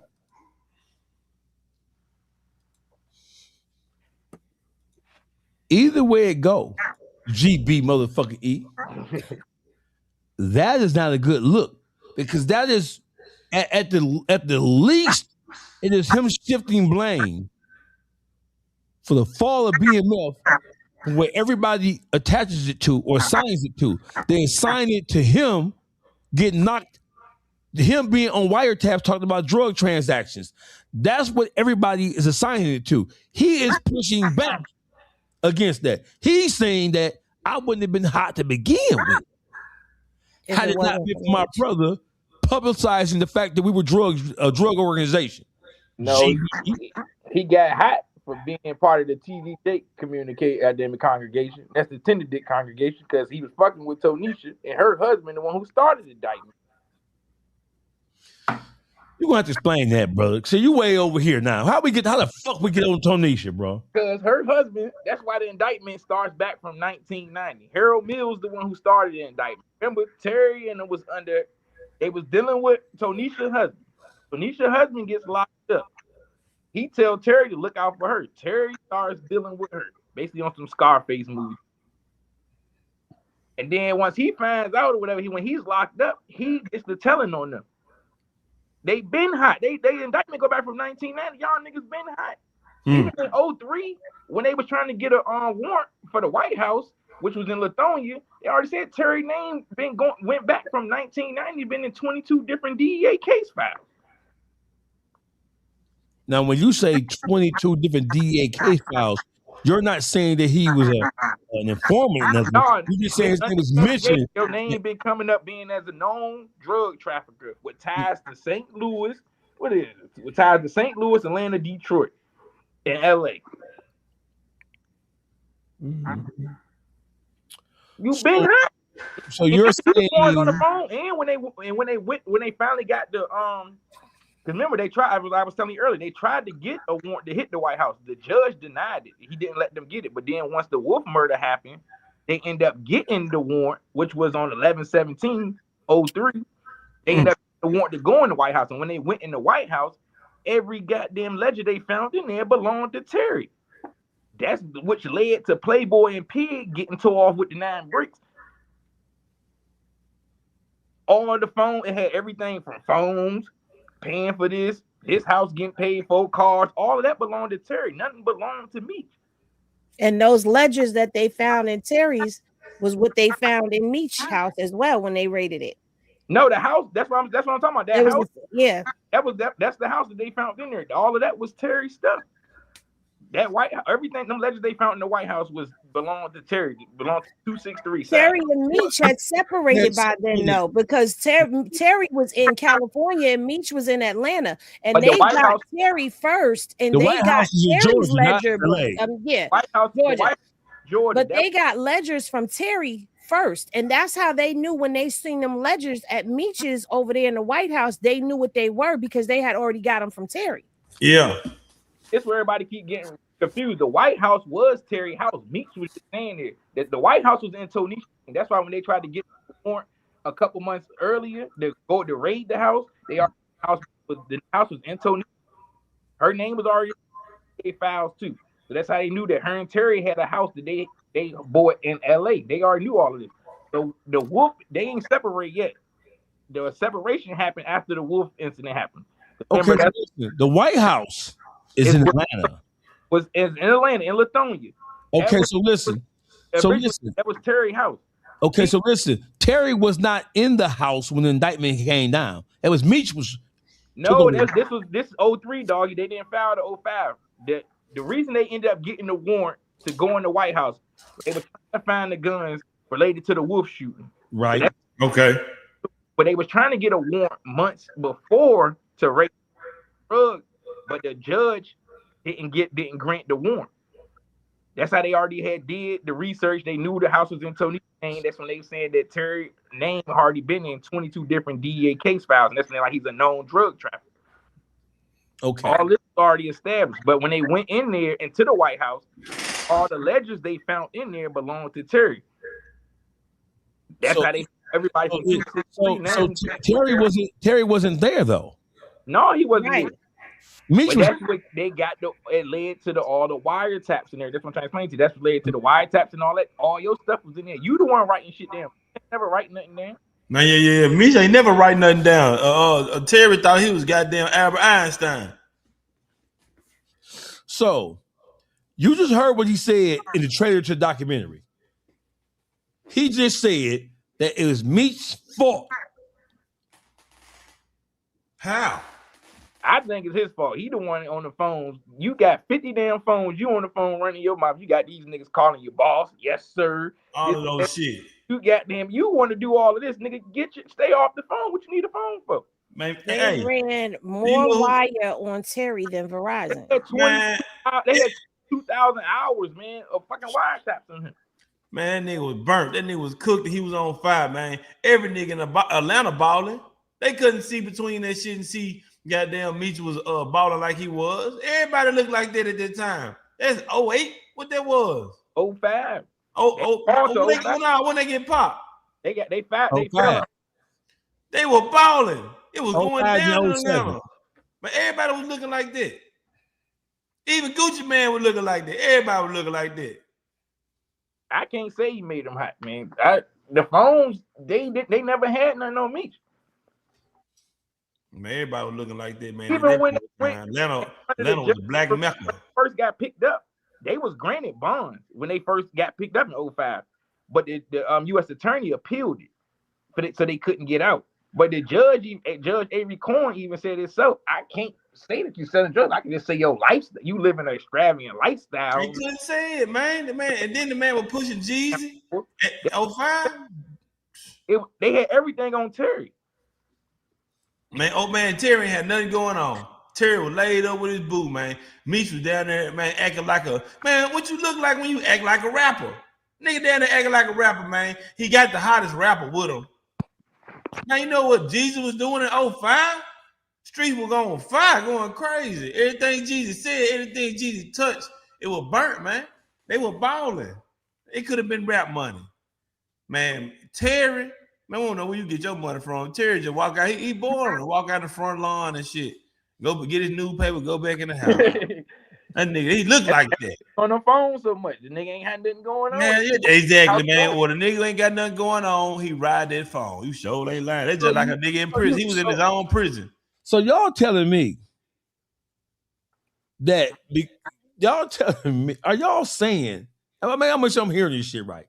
So y'all saying that Big Meech didn't play no role in making them hot based on what he was doing in terms of basically acknowledging and admitting to the public. Don't forget Cavario said. I don't agree with that. Don't forget Cavario said that Big Meech wanted him to put him in the motherfucking Don Diva magazine as the biggest drug dealer. No, man, that nigga lying. Record label, man, for the BMF record label. The biggest record label, yeah, that was the record, the music shit that came from the streets. They're still doing it, and we got the record label going. It came from everybody keep yelling about the billboards. The billboards say 1-800. But wait, the thing is, Everybody knew about Meech before they got it. Everybody. I mean, I was in Florida during that time, and we knew about BMF. They would come into them strip clubs and they would make it blizzard snow in there with the money they was throwing up in them clubs. Everybody loved when they came to town. So that flashy lifestyle is definitely going to put an eye on you. So while I don't think that Meech directly like called the police or had this incident right here. No, but you brought eyes and attention to you, and what y'all was doing would cause them to start digging. Even though I heard what you said about the whole Tonisha thing and all of that, but you can't be that flashy and that brazen and that bold and not catch the attention of at least local law enforcement, if not the feds. At that time, yes, you could. Blended in Atlanta, they blended in. At that time, it was blended in. That's what I'm saying, GB. Hey, listen, ain't that much blended in the motherfucking world? I think it was the king. You got 14 teams in there. Hey, Munchie. Hey, Munchie. Do you want to know where I was at in 05? Do you want to know where I was at in 05? Where you at, Where was you at in 05? I was in Murfreesboro, Tennessee, nigga. We were driving to Atlanta every weekend, 3 hours away, and we were going down there and fuck with them boys. Hey, that was my heyday. That was my drug dealing days. We all were blended in. I got out of high school. Hey, look here. I got out of high school 01, man. My first job was 150 pounds of Mexican weed, popcorn. That's my first job. Yeah, my first job I ever had. 150 pounds of weed. Man, you got all these Negroes driving in these foreign cars. Everybody had that shit. That's what I'm trying to tell you. They mobbing out there. Atlanta wasn't land like that back then, bro. Yeah, you crazy, man. Everybody had that shit, man. Gucci had that shit. T.I., Carlos, Born Home, Carl, everybody. That was after them, Scrapping. Everybody was doing it, man. Hey, guess who else? Guess who else was down that motherfucker? Guess who was down that motherfucker? New York niggas. Puff Daddy. Yeah, goddamn, them niggas shaking ass down there, motherfucker, shaking hands with them people. Guess who else was down there? Fabuloso, Cameron. Yeah, that song, like it or not. Everybody was in the strip club. Atlanta was the hottest place on earth at that moment, man. The party city. That's why a lot of people was attracted to Atlanta, because you can blend in. Yeah, it was easy. It was easy, man. My sister moved down. I was going down there messing with her. Man, they were popping all the girls I went to high school with. We'd have met these BMF niggas. That's all I remember. I'm from Memphis. But do you hear what you're saying? Up and down, everywhere, everybody knew about BMF. That's what I'm saying. But they didn't know what we didn't know they were the cocaine cowboys of exactly. the world. We didn't know that proving shit. My point. You are proving my point right there. Because they're drawing that attention and everybody's knowing BMF, but they don't know what they're doing, which is going to put eyes and investigations on people because they don't know where this money is coming from. Yeah, they don't know how they get all of this. They had a mirage. The mirage of where it was coming from. It was coming from the music. But the record label wasn't making that money. Jeezy never signed to BMF. Jeezy never signed to BMF. But he was the BMF. But he was the BMF mascot. And ain't no. If it weren't for Meech, it wouldn't be no Jeezy. Man, we wouldn't even know who the hell. Hey, them niggas was. I didn't know who they was until Jeezy stepped up. They had that group with Slick Puller and all. Not before Slick Puller, with the one with Puff Daddy had set up with Jeezy. Oh, Boys in the Hood. Boys in the Hood. They had Boys in the Hood and what that nigga name? Block. What that nigga name? Big man, Block. when them niggas came out and they had Jeezy in them, and they like, man, we can't sign the nigga. Why we can't sign the nigga? Man, he run with BMF. Them niggas having money already. They ain't worried about no $50,000, $100,000 deal. They were laughing at this shit. Niggas are rich, man. Atlanta was the hottest place on earth. I was there, man. I seen it with my own eyes. She was the hottest place I ever seen, man. Tammy Cowins is going to say something in this documentary. I believe so. Are we? So what do we need? So is this the documentary that 50 Cent promised us we was gonna have? No. He ain't promised shit because he said he was done with this shit. Nah, he said coming soon. When he first started with this Tammy Cowins stuff, he said coming soon. So that's how we all started pulling up the paperwork and everybody's reading court docs, including myself. I ain't, gonna leave me out of there because 50 put eyes back on the situation. And he was supposed to be having this Tammy Cowins documentary that was coming. So now if he just skipped over the Tammy Cowins documentary and go straight to Terry, this is not the documentary that he said was coming soon. he just jumped right over that. And honestly, I feel like he owes us that documentary because there was a lot of allegations and a lot of dropping and leaking of Tammy. Because remember, he had the audio of Tammy saying all of, this is what happened and that. So you gotta give us that documentary because we're not gonna forget. I'm not gonna forget. Hey, listen. Anything short of that, you got to file for bankruptcy again. Hey, no proof. Hey, GBE. Donald Trump filed for bankruptcy 25 times. There's nothing wrong with it. I'm saying he don't want to go through that again. Your president that you voted for, country boy. I voted for Trump both terms, man. Yes, I knew. I know. I even voted for him when he lost. GBE half Mexican. He half Mexican. Me too, GBE, man. I vote for that nigga too, man. I voted for him. I feel like this, even if Tammy gets a part in here where she's speaking, it's still not going to be what he said. Okay. And yeah, true indeed. You could say there's a lot of speculation, but that's why documentaries have those riot act statements before anything even starts. So legally, he would be protected if he puts in there, this is the story of Tammy Cowins told from her perspective, and these are her truths, which would separate him. And he has a legal team that would separate him from it. So that's not even an issue. You owe us that documentary. A piece of her talking is not going to cut it because there's a whole story here that needs some untangling because it gets real tricky when you start getting into the 2010, 11, 12s of this whole story where Meech is tangled up all inside of it. You can't get around that. He's a part of this. He's actively in communication with Tammy on paper through omissions and all of that. It's there. So if you were going to give us that, give us that. I mean, I want to hear Terry's side. Don't get it twisted. I want to hear it. But you owe us that.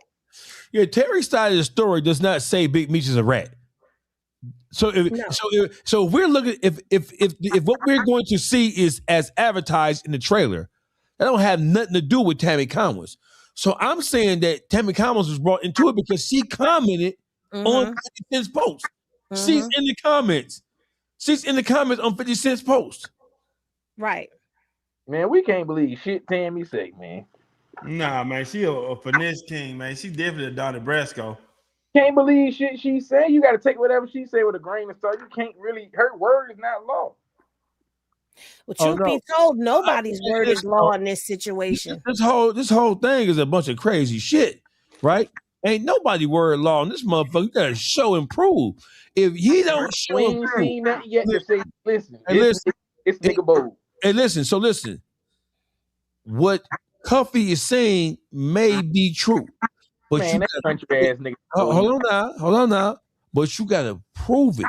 You can't just pop at no nigga like that and call no nigga no rat without proving it. You got to show documentation. And then 50 said he had it. Right. He said he had to prove. So if you said you had to prove, you got to show it. We can't nail no nigga to the cross on Tammy Cowins' word alone. Right here. Look here, right here. Crime Entertainment. Hold on. Here she go right here. This is her comment right here. She commented on it. So this is leading us to believe, she says, Meech knew exactly what he was doing. Now that things have come to light, he's trying to step back and hide his hand. Terry was unaware of any of it and played no part in it, right? Played no part in the snitching. Yes. I have to say that. Nobody never accused. No, anybody say Terry, nobody Terry. Because I told you, they're trying to disassociate Terry. Terry did some whole shit himself, though. Nigga, when you got pulled over with the jury and got them in the fake IDs, you tell the fucking fans, I got the fake IDs because of my brother Demetrius. He did all types of shit. We say what now? I got these fake IDs because of my brother Demetrius. He be getting in all types of shit in the situation that happened in the landing. What? Nigga, just take your charge for the fake IDs in the jury. He the reason. He come out. Meech the reason he got tore off. Nigga, you got Damon Thomas locked up and Jacob the Judah locked up. Explain that to us. How did that happen? Which is Kim Kardashian's first husband. He sent him to try to claim the jewelry that they got confiscated. With doing that, he brought Jacob in it because then he like, I got the jewelry from Jacob the jeweler. They tried to fix up little fake documents to show that the jewels was rented from Jacob and everything. That's how Jacob and Damon got indicted. Jacob didn't tell. Damon Thomas told though, and Damon Thomas is actually cousin. So a lot of shit that nigga Southwest T was doing, that shit ain't no. That's some bold shit he did. What you telling the people about your brother for? You talking about he got you hot, but you telling the people you got fake IDs because of him. You don't want to be caught up in what he got going on. That's documented. That nigga was fraud too, man. That's documented. Hey, Wade. Hey, Crime and Entertainment, Wade. I'm finna send you this link, Wade. Join this conversation. This is Crime and Entertainment. Yeah, that's my boy Wade, man. I like Wade. We go. Hey, Wade, I'm finna send you this link. I'm gonna send you this link, Wade. Hold on. Convert you and Henny back over, dog. We're gonna after we get done with this tonight. Yeah. Wait, what do you say? So we're gonna convert you and Doggy back over, back to Team Meech. You're not converting me. Hey, Wade. They go to the link right there, Wade. Hey, Wade, they go to the link right there, Wade. Come on, join this conversation, Wade. They go to the link right there, Wade. Come on up here and talk to us. For those who don't know, Crime and Entertainment is one of the dopest crime and entertainment podcasts out there. Absolutely. Hey, come on, Wade, where you at? And Wade just interviewed the DEA agents from St. Louis about the cuff. Well, first of all, hey, listen, we already dealt with that shit a couple of months ago. We ain't taking no motherfucking DEA agent's word about a motherfucking thing. About GB, you lost your ever-loving man. How we taking Tammy word then? We ain't taking her word for shit. She gotta prove it. All right, okay. We said she gotta prove it. Okay, we're just making sure. That hoe gotta prove it. That hoe got to prove it. And proving it is send us your letters. Listen, shit unequivocally, beyond a shadow of a doubt. It's gonna always be doubt in this shit. Send us the letters or the correspondence between you and Big Meech, wherein which he is acknowledging, or you are state whether he acknowledges or not, whether you are telling him what's going on. And we know she record phone calls. She was recording all of her and Terry White phone calls, so we know she got to have some recorded phone calls with it. Well. Look who we have here. Wade. If it ain't on Wade. What's going on? Himself. So wait, I want to introduce you to my man, CEO King Mumphy. What's up, dog? Yeah, What's up, man? What's going on, man? He's one of the most scoundrels. He's a scoundrel like me, Wade. King Munch is a scoundrel like me. So don't expect to hear nothing but scoundrel activity going on here. That's it. Hollywood Wade, don't make me call DC Black up here. Hey, first off, congratulations on your award you got the other day. Congratulations for that. You saw that, Wade? I did. I keep up with you. When a white person crazy. When a white person congratulates a black person in this political climate. Hey, when respect is due, respect is due. That's all. Yes, it is, sir. Hollywood Wade, did you see the trailer? Do you need me to show it to you, or did you show I seen the trailer. Okay. And I'm looking forward to it. So you're looking for? Why are you looking forward to it? Because we've never really heard very much from Terry's side, right? We've heard countless documentaries and stuff on Meech, and a lot of stuff has been pointed out as, Terry was the one that really had all the stuff against him in the case. As loud and as upfront and as mainstream as Meech was with the billboards and all that, there really wasn't a lot of shit on Meech, as y'all well know. The bulk of the stuff on as far as like recordings, that was on Terry, but we've yet to hear Terry say anything about this. And he got out a year before Meech. Yep, a so little early. I'm definitely looking forward to seeing what he's got to say. But the young lady that was speaking earlier, I agree that we're still owed something on this Tammy situation because that was what we were promised. I don't think we're gonna get that with this. Right. So when you seen, did you see Tammy comment? She commented twice. Yes. Okay. So that is why we are. That's why we are merging, because what we saw in the trailer has nothing to do with Tammy. It's just T's side of things, right? So that has nothing to do with Tammy whatsoever.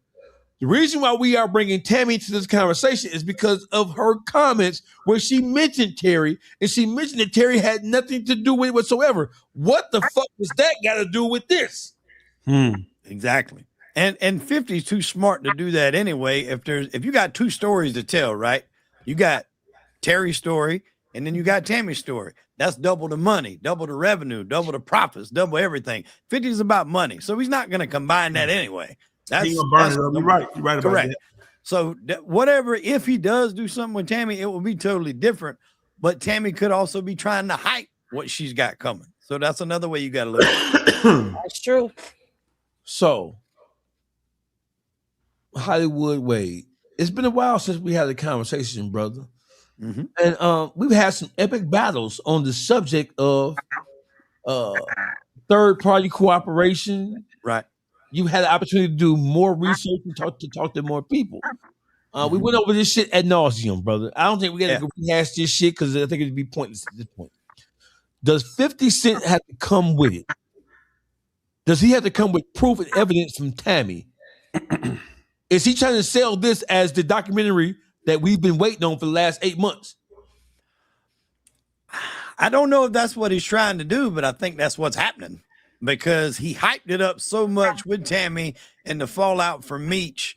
Like we all know when 50 has beef with somebody, he goes global, right? He's going to annihilate him from the ground up. He go nuclear. And what a better way to annihilate somebody that until that time, everybody assumed or thought, at least to my knowledge, insiders may have known different, that Meech was the epitome of somebody that stood on business and didn't rat.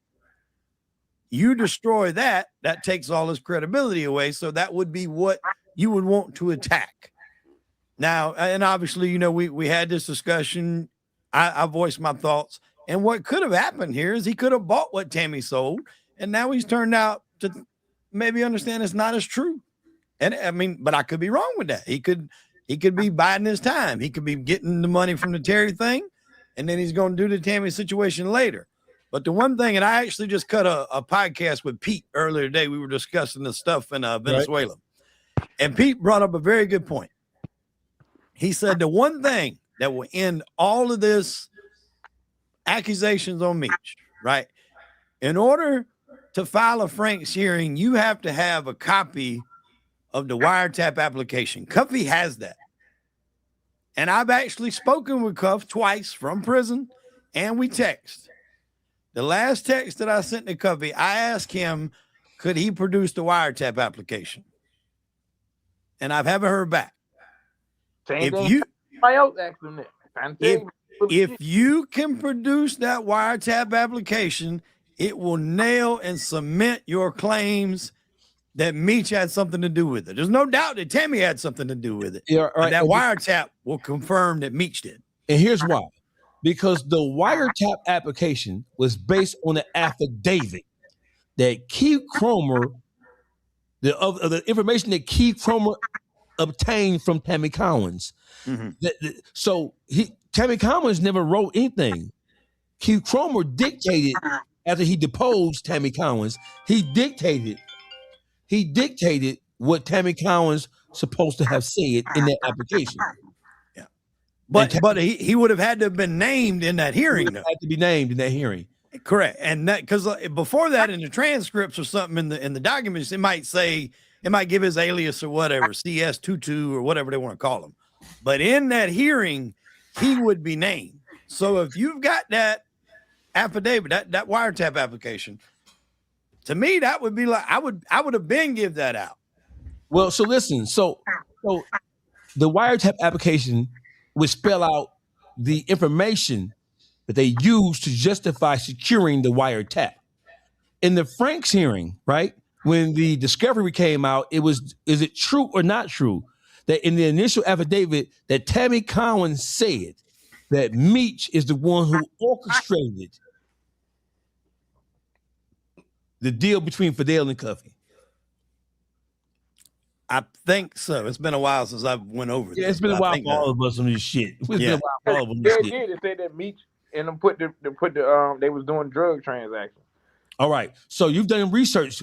So the second affidavit, where they're saying that she recanted her story with a second affidavit, they then were going to use to challenge the information in the first affidavit, and if it did challenge it, they would have had to throw out everything leading to everything else that they found out. Because so what happened here is that Cuffy, he wasn't indicted for this whole Fidel Suarez thing.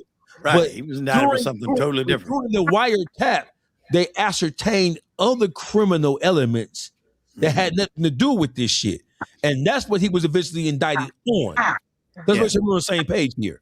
Yeah, 100%. It was like I think it was like a 3-key deal or something. Yeah. It was totally separate from the Suarez situation. We're on the same page. We're not saying that he was ever indicted. We're saying that they were granted a wiretap, and during the wiretap, they found out other information about other crimes that had nothing to do with this. Yeah. So the reason why he wanted to challenge the wiretap within and of itself was because if the wiretap was, if the authorization for the wiretap got threw out, if the affidavit and the motion got threw out, then they would have to throw out the evidence that the other evidence that they used to bring him up on charges for crimes outside of what they was originally granted for. Correct. Okay. Hollywood Wade, what does this do? What if Terry comes out and says, God knows what about Meech? What does this do to the city of Detroit? And what does this do to the legacy of BMF as a whole? What did Pete say about this shit? Well, like I said, we discussed the Venezuela situation today and kind of more of the deep-rooted reasons of why we went over there and done that. But I think with the legacy, right, the legacy is what it is. It will a BMF as a whole. You know, they did things that probably will never be duplicated, you know, in the United States. I wouldn't think. But it definitely will hurt Meech's legacy if Terry comes out and completely, you know, goes against everything that Meech said he stood on. You know, they had their fall. Are they even spoken? Have they been in contact since they've been out? There's no evidence. We're saying no. We're saying no. No. There's been no social media likes. They don't follow each other on social media. There's been no comments. There's been no sightings of them. So largely the last time these two guys could have spoke was before they entered that plea deal agreement. Yeah, I think they jumped off the ship a long time ago, man. They ran into each other on transit on the on Con Air one time. That's the last they seen each other in person and talked. Oh, really? Okay. Yeah, but you know, man, Meech was pretty fed up with Terry. Terry always been a backstabbing scoundrel, man. You know what I'm saying? He always playing with the dope, messing with the work, stealing money. You know what I'm saying? Running his bag up higher than his, undercover, just a whole bunch of undercover bullshit. They wasn't even hanging anyways before the nonsense. They wasn't cool. So because that's what prompted the fallout, right? Was Terry was cutting it from California? Yeah, cutting it, making a dope week, and then and making 2 and 3. He keeping 2 and sending 1. That'll make that piss me off too. Yeah, put hands on this nigga, man. You can't take you goddamn money nowhere, man. Hey man, we cut that. So you mean to tell me you get 1 brick, you turn it into 3, you keep 2 of them and send me 1?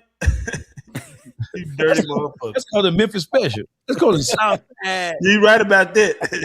You're gonna tap dance all over this baby powder. They don't buy no dope tip for Memphis. But I did enjoy interviewing those cops from the St. Louis though. They cued me into a lot of people that I didn't really know about in St. Louis and just how big some of the guys were in that area. That was a good podcast I did with them guys. Yeah, I checked that out. Well, those the cops who slammed down on them in St. Louis, who took them down, took down Terry. Yeah, their podcast, I think it's called The Brighter Side of Blue. Is their podcast? That's the name of it. Yeah. Terry was balling too now. They keep showing that Terry was quiet and doing this and doing that, man. He just was a dirty man, because he was coming out here to Houston, Texas. He was balling, man. We used to bump to see Terry out in Houston, man. Had a house out here in Sugar Land. Had a big ass house out here in Sugar Land, and they found I think 70 million in that flow. You know what I'm saying? At Sugar Land, Texas, Terry. We know you was out here, man. We see you all the time, man. Yeah, it was going down at the moment. It was going down. All right, so listen, Rainwater tapped in. Rainwater wants to join the podcast. Who? Rainwater. Man, bring him on in here. Bring Rainwater ass in here, man. Rainwater about to get up here trolling and shit, man. Man, I'm finna get on Rainwater ass. Hey, Rainwater won't come. Rainwater finna tap in. Hey, this some shit. We got content. Oh man. Y'all at? Where you at, Rainwater? Come on in here, Rain. Where you at? So Come listen. on, man. Well, so what say we? Because we got to get into this whole YSL thing. Now, Wade, I'm glad you're here. Because we got to get to this whole 21 Savage thing, this whole YSL thing, where they have admitted to covering up rat-like behavior. And I'm glad I got GBE in here because these is people he fuck with. And then I've been asking him questions about this shit, and he has been fucking this shit like you wouldn't believe. And I don't like it. I'll tell you everybody goddamn now. I don't like the fact that this Atlanta motherfucking Georgia boy, Georgia Bulldog football loving that. I don't like no nigga like Georgia Bulldog football. Nah, nigga. GB, how you gonna just sit there and let him talk about you like that? Hey, man. Get off, man. I'm waiting for him to drop these facts he talking about. What facts? About 21 Savage and them boys that fuck with their Young Thug and your cousin? Oh man, that's so good. Oh, you want me? I'm sorry, I didn't mean reveal that. I didn't mean to reveal that part. GVE. Look, man, you dog, you can't speak on the SEC now. Who can't? You can't. You ain't from around there, nigga. Is that territorial about that little shit? Hey man, one thing you can't do is come down south and talk about the big power SEC, baby. Tennessee, Georgia, Florida, yeah, they got all that them. No, Ole Miss loses tomorrow, though. Hey, first of all, y'all ain't let you come down here and do that, man. What y'all got there up there in Detroit, man? What they call Pac-12? No, Big 10. You know what it is. Big 10. You know what it is. You know what it is. Run them country boys down. No, man. No, how did that work out for Ohio State on New Year's Eve? Yeah, they work out. Hey, wait, whose side is you on, man?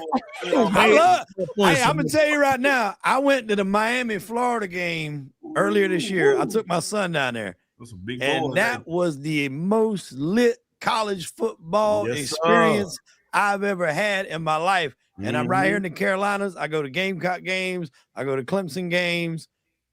The Miami one was just on another level. I enjoyed that, and I'm pulling for them to win tomorrow night over Ole Miss. And if they do, over Ole Miss. Yeah, and if they win, I might pop out to Florida because they'll have Miami playing the national championship in Miami. Yep. I don't know if that's ever happened. No, I ain't never happened. That sounds like a shameless plug for all things Florida. I mean, I ain't even from Florida, but you don't hate on Florida. You always hating on a state I'm associated with. No, tapping my second home, like for real. No, but that city will be Miami will be on fire, boy. If that happens now, I'm gonna tell you, it definitely is going on. It definitely is. So let's go to Atlanta, Hollywood. Wade, Henny say reviews. That girl Henny, GBE, Young Thug cousin. He looked. Oh man. Oh man. Hey, so let's talk about Wade, did you see 21 Savage? Did you see his interview with Big Bang Black, or did you see the text message? I mean the Twitter. I have not. You haven't? Well, 21 Savage, he tweeted a message to Young Thug and Gunna. Hey, y'all put all that shit behind y'all. We been knew Gunna was rat. We covered it up. We been knew QCP was a rat. We covered it up for the purposes of money, because it was gonna fuck up the money, and to save Atlanta's face card, because they ain't want all that rat to be all that ratting going on down there to be admitted. GBE, why you so quiet, brother? I'm letting you talk. I ain't know if you was done that. I'm done. Everybody, man, I don't condone the Gunna situation. We already know QCP was a rat. Them niggas selective politicking. I mean, I don't know what else people want to say. Selective politicking, man. So no, you ain't getting away like that. 21 why did 21 Savage come out with that tweet and admit and acknowledge? So we already knew that they knew. Because everybody trying to act like Thug is tearing the city apart. Because he expressing his feelings about them niggas going bold on. But he has. He can't go bold, dog. We can't do that, man. That was a play. Them internet niggas that ran, Seti Nash and them that ran on him. Oh, he gave the police his phone number. That same interrogation video when it dropped in 2023, them niggas was praising Thug for. I need a friend like Young Thug. He stood tall. He ain't tell them nothing. Then all they did was just release the audio to it, which we know Seti Nash and them paid to do it to run the play. They already came on and said they ran a play on Thug. Mm-hmm.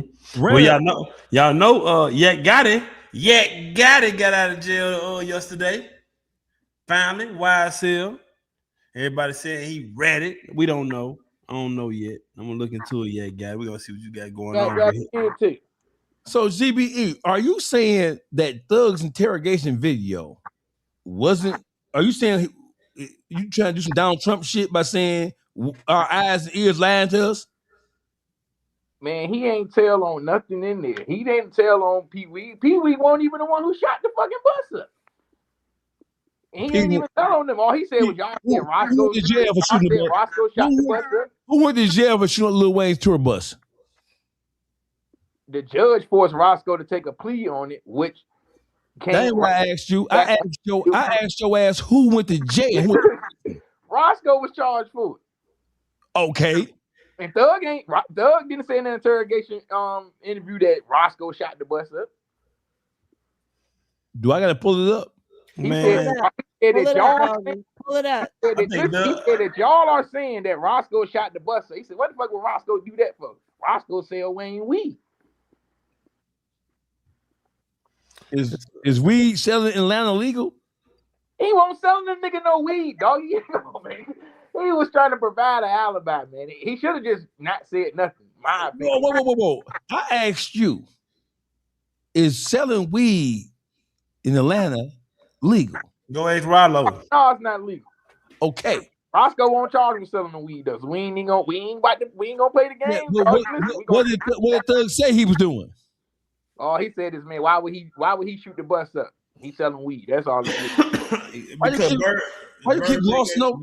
Why you keep glossing over that part? Why you keep on slipping that in there? I said what? He trying to free his man. He was trying to free his man. He won't trying to give do Roscoe the harm. How is he trying to free him if he's telling that somebody's selling weed? And that's not legal. He was charged with shooting the bus up in gang activity. He was never charged for no marijuana. Okay, good. So now we know he sells marijuana too. Thank you. Right. He did. No, that's the whole thing. Thank you very much. He didn't sell no damn weed. Oh, hey, hold on. Where my claps at? I gotta get my clap in here. Where my clap at? Oh, I know I got clap in here somewhere, don't I? Where I got? Oh, right here. Here you go. Oh man, everybody. Oh man. Thank you for the information. Oh man. Thank you, telling us he sell weed too. Now, who your weed? Where you get the weed from? What's the address? GB, you in Atlanta? Already in Cobb County. What? Cobb County? He was locked up in Cobb County already. Roscoe was already locked up when Thug did the interrogation. They already had charged him with the shooting. So wait a minute. Hold on. Wait a minute. I thought Atlanta rapper said to even have a conversation with the I thought they criticized Lil Woody.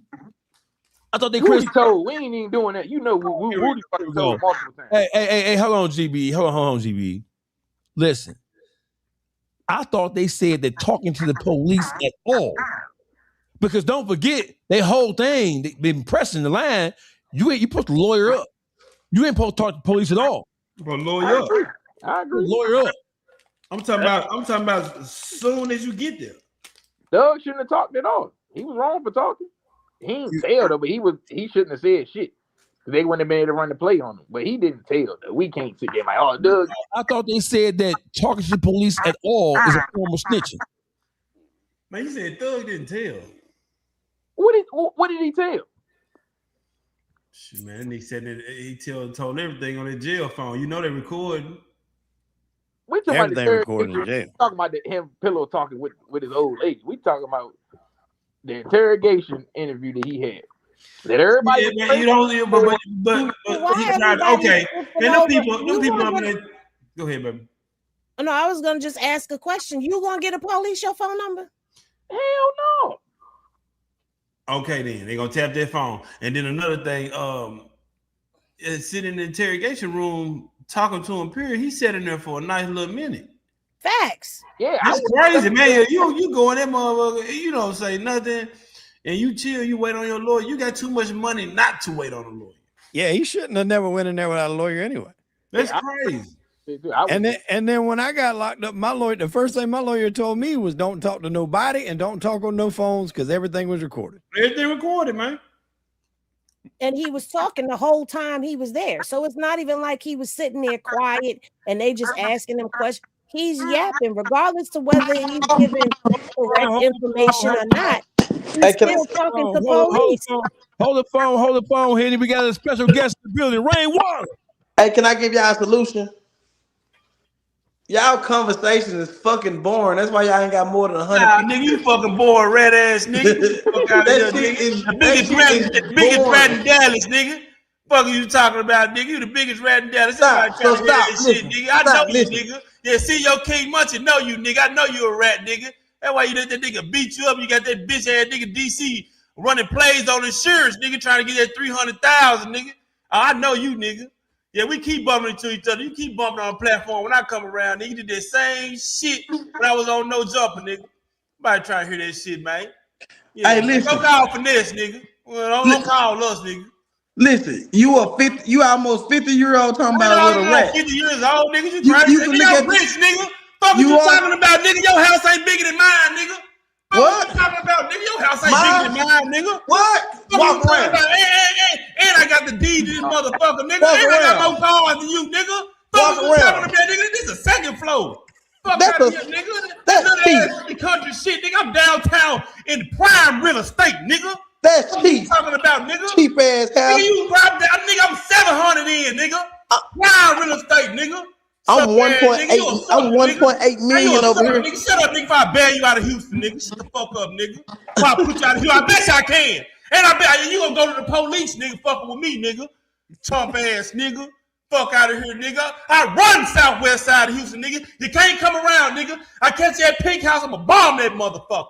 Fuck is you talking about, nigga? Yeah, get your bitch ass on. Sucker niggas, man. We gotta keep them away, man. All that, come on here, man. Y'all bored, nigga. Fuck out of here, nigga. We don't need you over here, nigga. My bad, dog. As we were saying. We're gonna clip that out. Clip that in. We gonna clip that out. We gonna put that all over the internet. That's at 2 minutes and 5. That's at 2 hours and 5 minutes.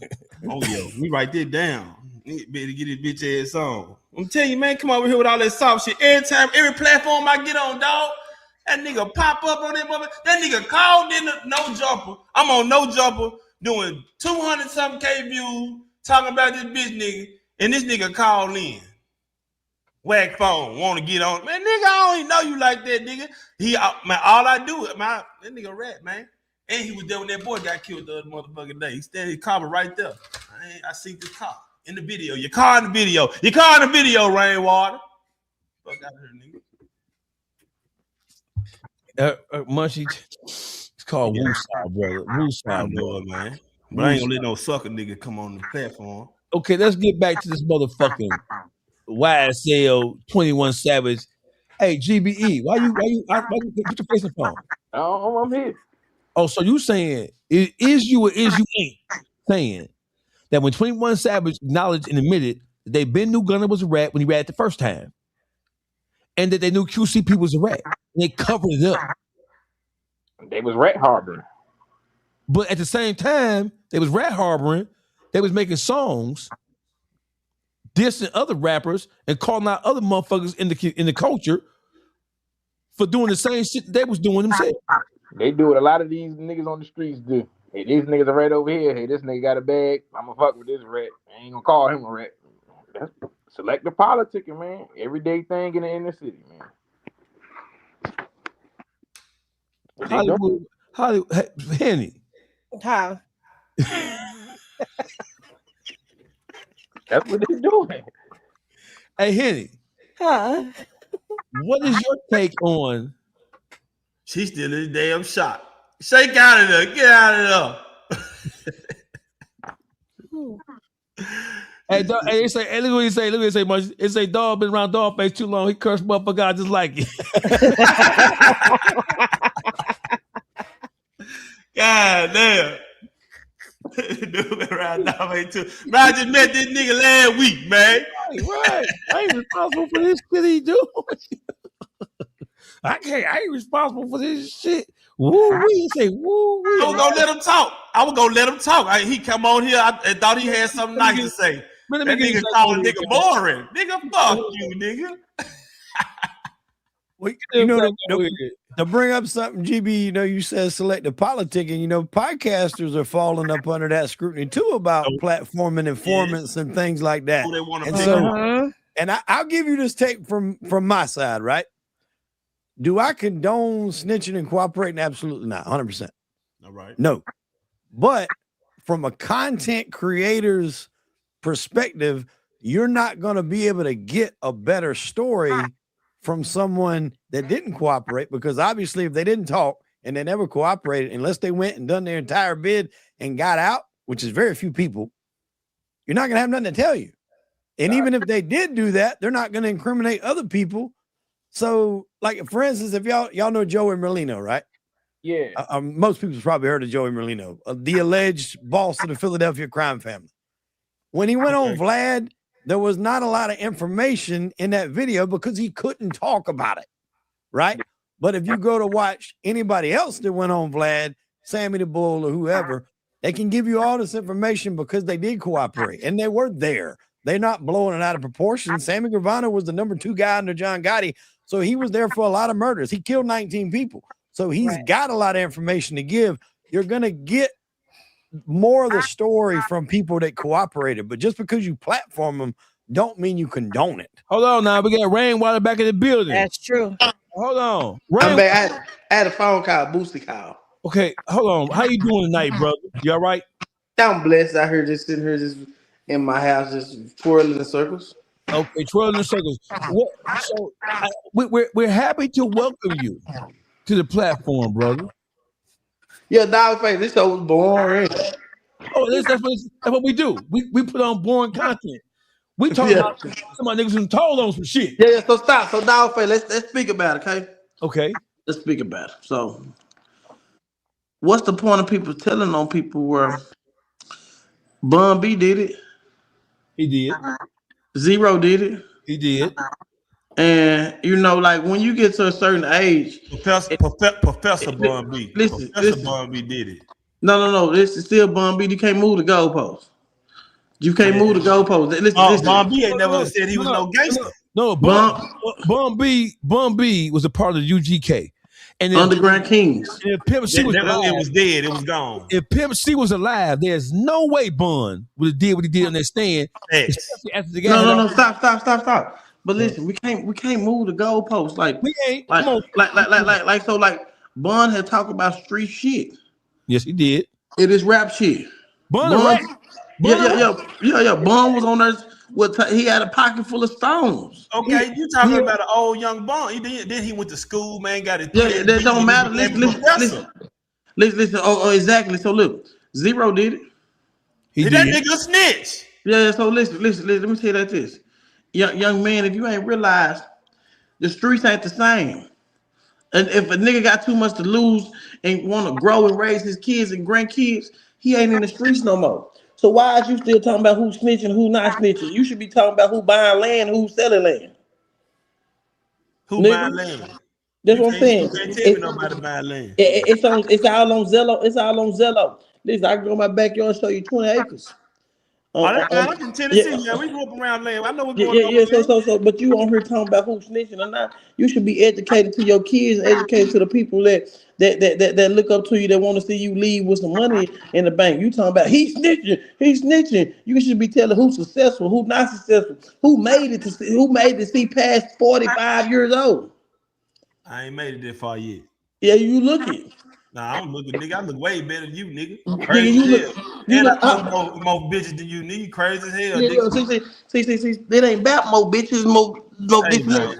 It's about more real estate. You can Google my shit. My nigga, man, your pockets ain't deeper than mine. I don't know why you think it's like that, man. I've been around here, man, collecting cake for, man, 20-something years, man. In the city, I'm a legend. So you almost 50, right? Man, we've been going to Johnny since 2005. 200,000 in jewelry. Man, that's old. Played out, brother.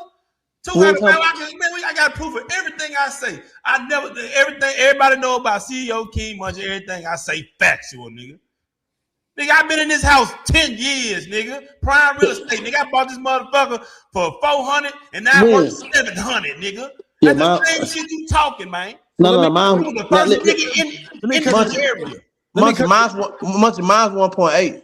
That's fine, brother. You stole it. You stole money, nigga. We know you stole money from that man. People, man. We know what's up with you, man.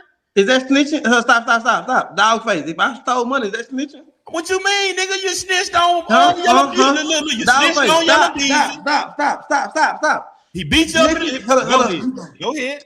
Snitching is when you say somebody did something illegal. So you just said I did some illegal shit. Okay. Now watch this. Watch this. Yellow Beezy got on your motherfucking ass, nigga. And I sued the shit out of him. And what you do? You told the police, right? I know I sued him. It's the difference from a lawsuit to the police. Hey, man. You sued him. Stop. You can't sue no. So you didn't put a police report out. You got to put a police report out, right? No police report was ever made. I just sued him. So a nigga whooped your ass. You sued him. I sued him. Stop. You know why? Because I play chess. I ain't like you. I don't go by no rules. You know what I'm saying? I play 100% chess. Like where I sued him, got 400,000. Now rewind 5 years from that incident. A young brother just got killed in the same parking lot, and now people want justice and sympathy. But when I sit there and ran out the gate so I couldn't get shot, everybody laughed. No. I ran out the gate when yelling them to jump me. Okay. And now this young black brother sitting there laid out because he didn't run out that same gate. Now he had the opportunity of being the biggest artist in Dallas since Mo 3, and now he's dead, and people still talking about what kind of gangster shit and snitches and go by street rules. And I ran out that gate. Now I'm the biggest manager or whatever you want to call it ever come out of here because I ran out that gate. See, one thing I do learn about this situation is the streets don't owe nobody shit. Yeah. Now he died a real nigga. He didn't run out the gate. He died a real nigga. Hey, look though, Rainwater, you assuming he was even out there running out the gate, or was he? No. I seen the video. He wasn't running out the gate. I seen the video. Yeah. Listen. I ran out the gate. He wasn't running. No. I seen the real. Look, right. Look, right now. I seen the real video. I got the video from Shells. You forgot I was the first person to go get the video from Shells and sue somebody with it. Okay. You talking about the white boy? Yeah. So at least I seen that video, and I know what really happened, and I know how it really happened. I know they were really into it on some Yeah. Well, getting to it ain't got nothing to do with me. See, I ain't got type of person got to do who picking and choosing who I'm getting to it with. I need to get back to the house. Okay, so my kids' school. Let me jump in here for a second. Rainwater, you were interviewed, I think it was Boss Talk. Shout out to people at Boss Talk. They interviewed you, and you talked about the upcoming Mo 3 Yellow Beezy trial, right? And during the Boss Talk interview, you said, "Hey, listen, I can't wait. Let's stand." Yeah. So, are you fearful or concerned about your safety when you safety what?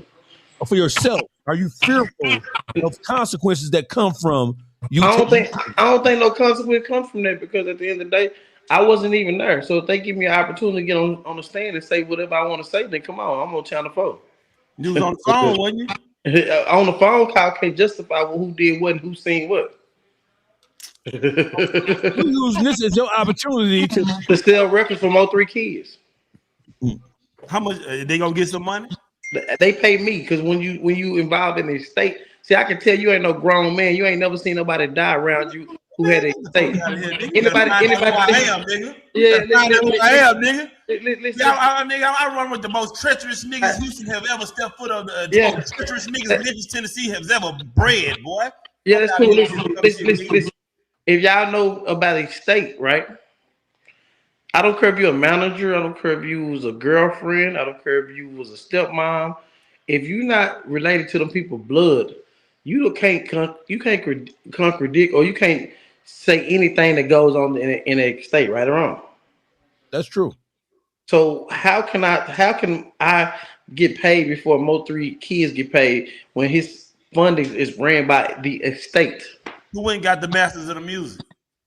The state owns the master of the music. They just sued somebody for going to trial to get the master of the music. So how can I get paid for before the kids and his funding is ran by a state by the government? Is that a question? Yeah, I'm asking people. Listed in the estate. Yes, yes. So when he said hope his kids get paid, his kids pay me.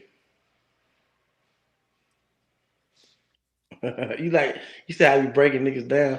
You bring nobody down there. I'm just listening to the bullshit you talking. You was Yeah. down there in court fighting for this shit. You was fighting for this shit when the man first died. You was fighting to get all kind of shit.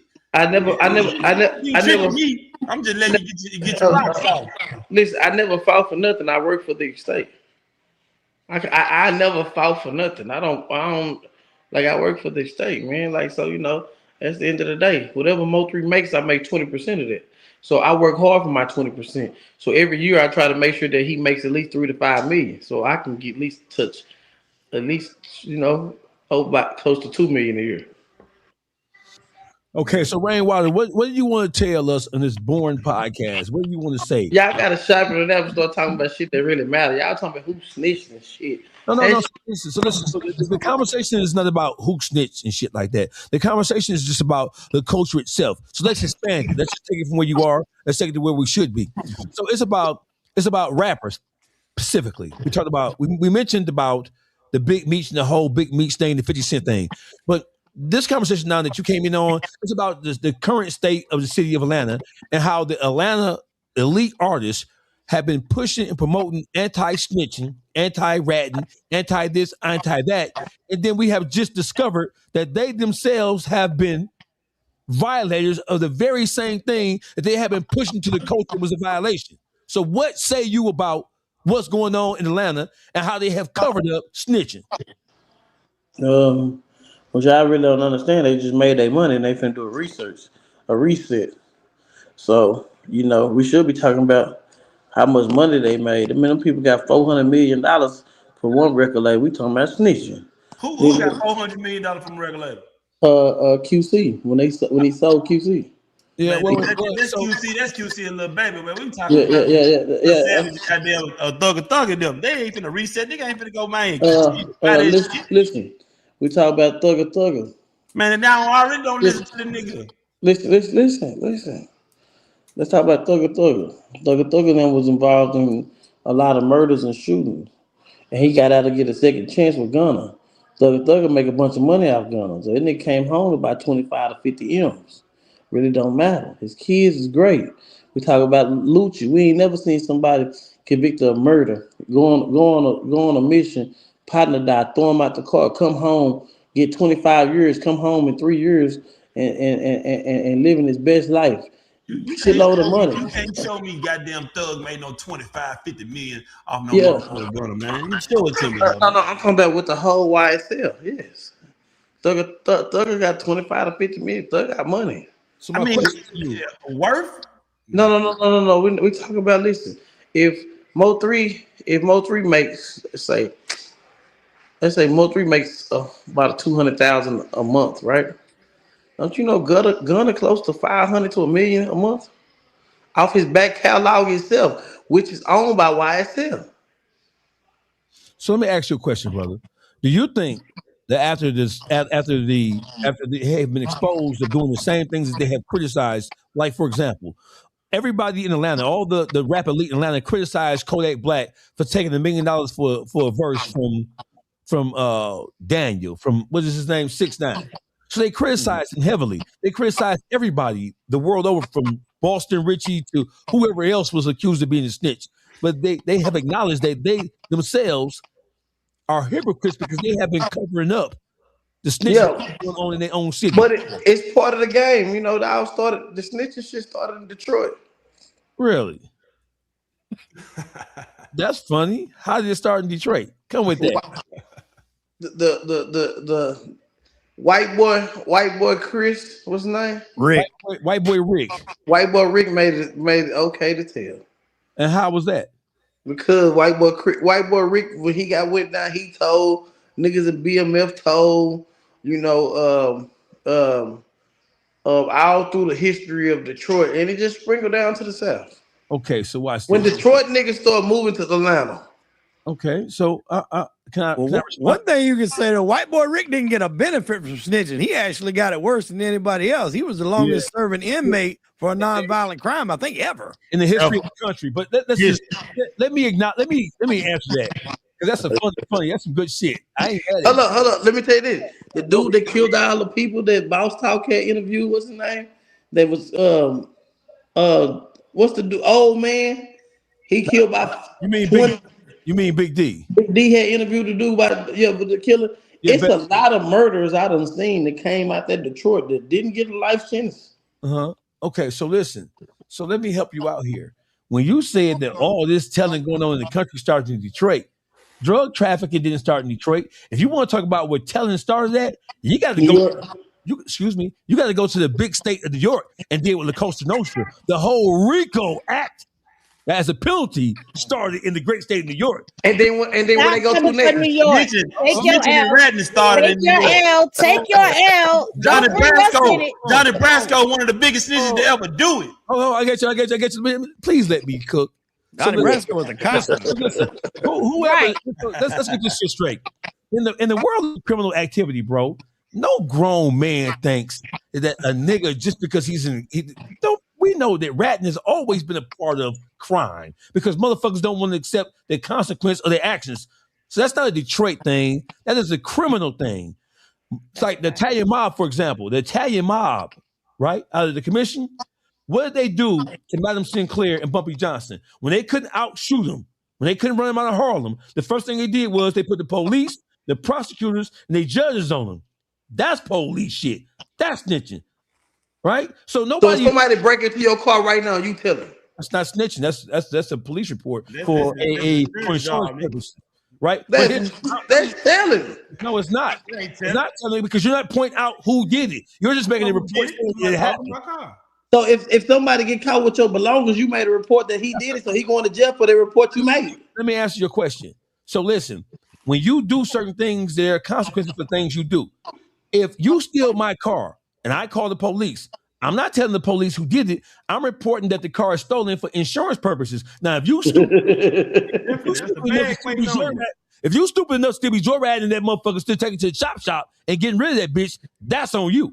Yeah. But I just want to address the part where you said that the brother who Big D was, long live Big D, first of all. Rest in peace. He's the brother who set me on this path this time. So let me just tell you this.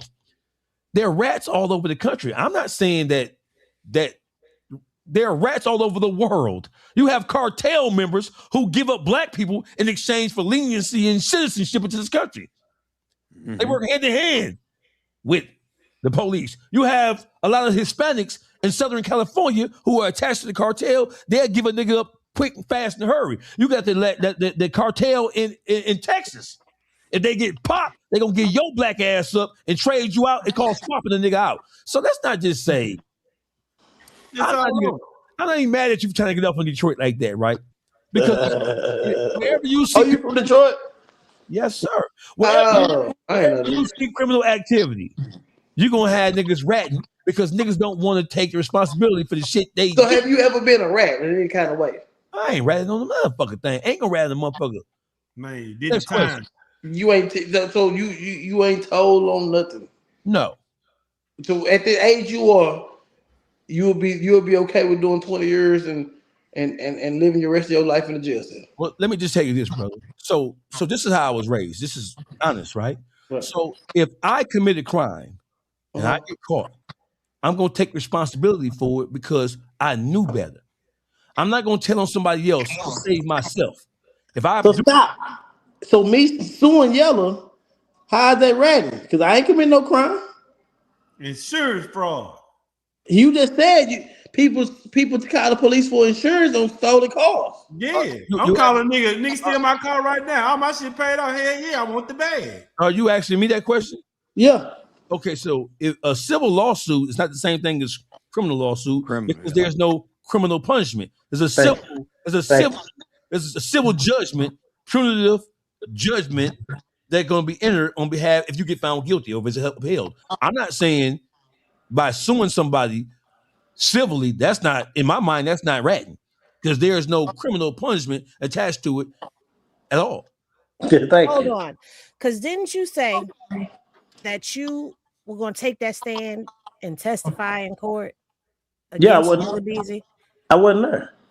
See what I'm saying? That's ratting. No. I wasn't there. So listen, what are you going to take the stand? But you're going to take the stand. This is what I'm saying when I get up, right? No, this is what I get up there and say. You know, the life of Melvin was really. It's a promotional tool for you. His album come out the same day Yellow Beezy go on trial. Okay, so yeah, it's a promotional tool.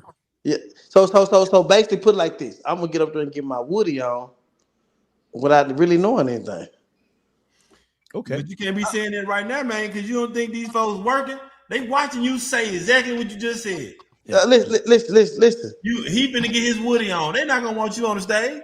Right, Free PR. Yes. And listen, I can say what I want to say because I was still on the phone. I might be telling y'all a different story what I heard. They got to know the story I heard. And so, I'm very clever because I need to sell 1 million records. You know what I'm saying? I just got Pooh Shiesty on this album, Kodak Black on this album, a bunch of people on this album, and they need people to give me the chance to hit the stand in front of millions. Who the artist you got working with with the features? This man right here. You know what I'm saying? The Outly Plex. Okay. Let me say this. This is what's wrong now. This is what's wrong now. Right. Yes, ma'am. Because now money is supposed to be the thing that gets you out of everything in the streets. I know people, and I'm not proud of this, but I'm going to say this. I know people who have died in these streets. I know people locked up for life for being in these streets. There's stand-up people who have been in situations and took their punishment for their crimes. For you to go and do a crime with somebody, get caught, and decide to either snitch on that person or snitch on other people to get lesser time, that's a coward's move. Hold on, because what y'all trying to do in this new generation is y'all are trying to tear down what remains of the rules of the streets. See, that's what it is that's missing from a lot of these people out here now, because y'all done came and y'all done ate out of these streets. Y'all done came and published what was going on out there, whether it be your firsthand knowledge or somebody else's story. And y'all done made millions of dollars off of these same streets that people have died on and gone to prison for life on.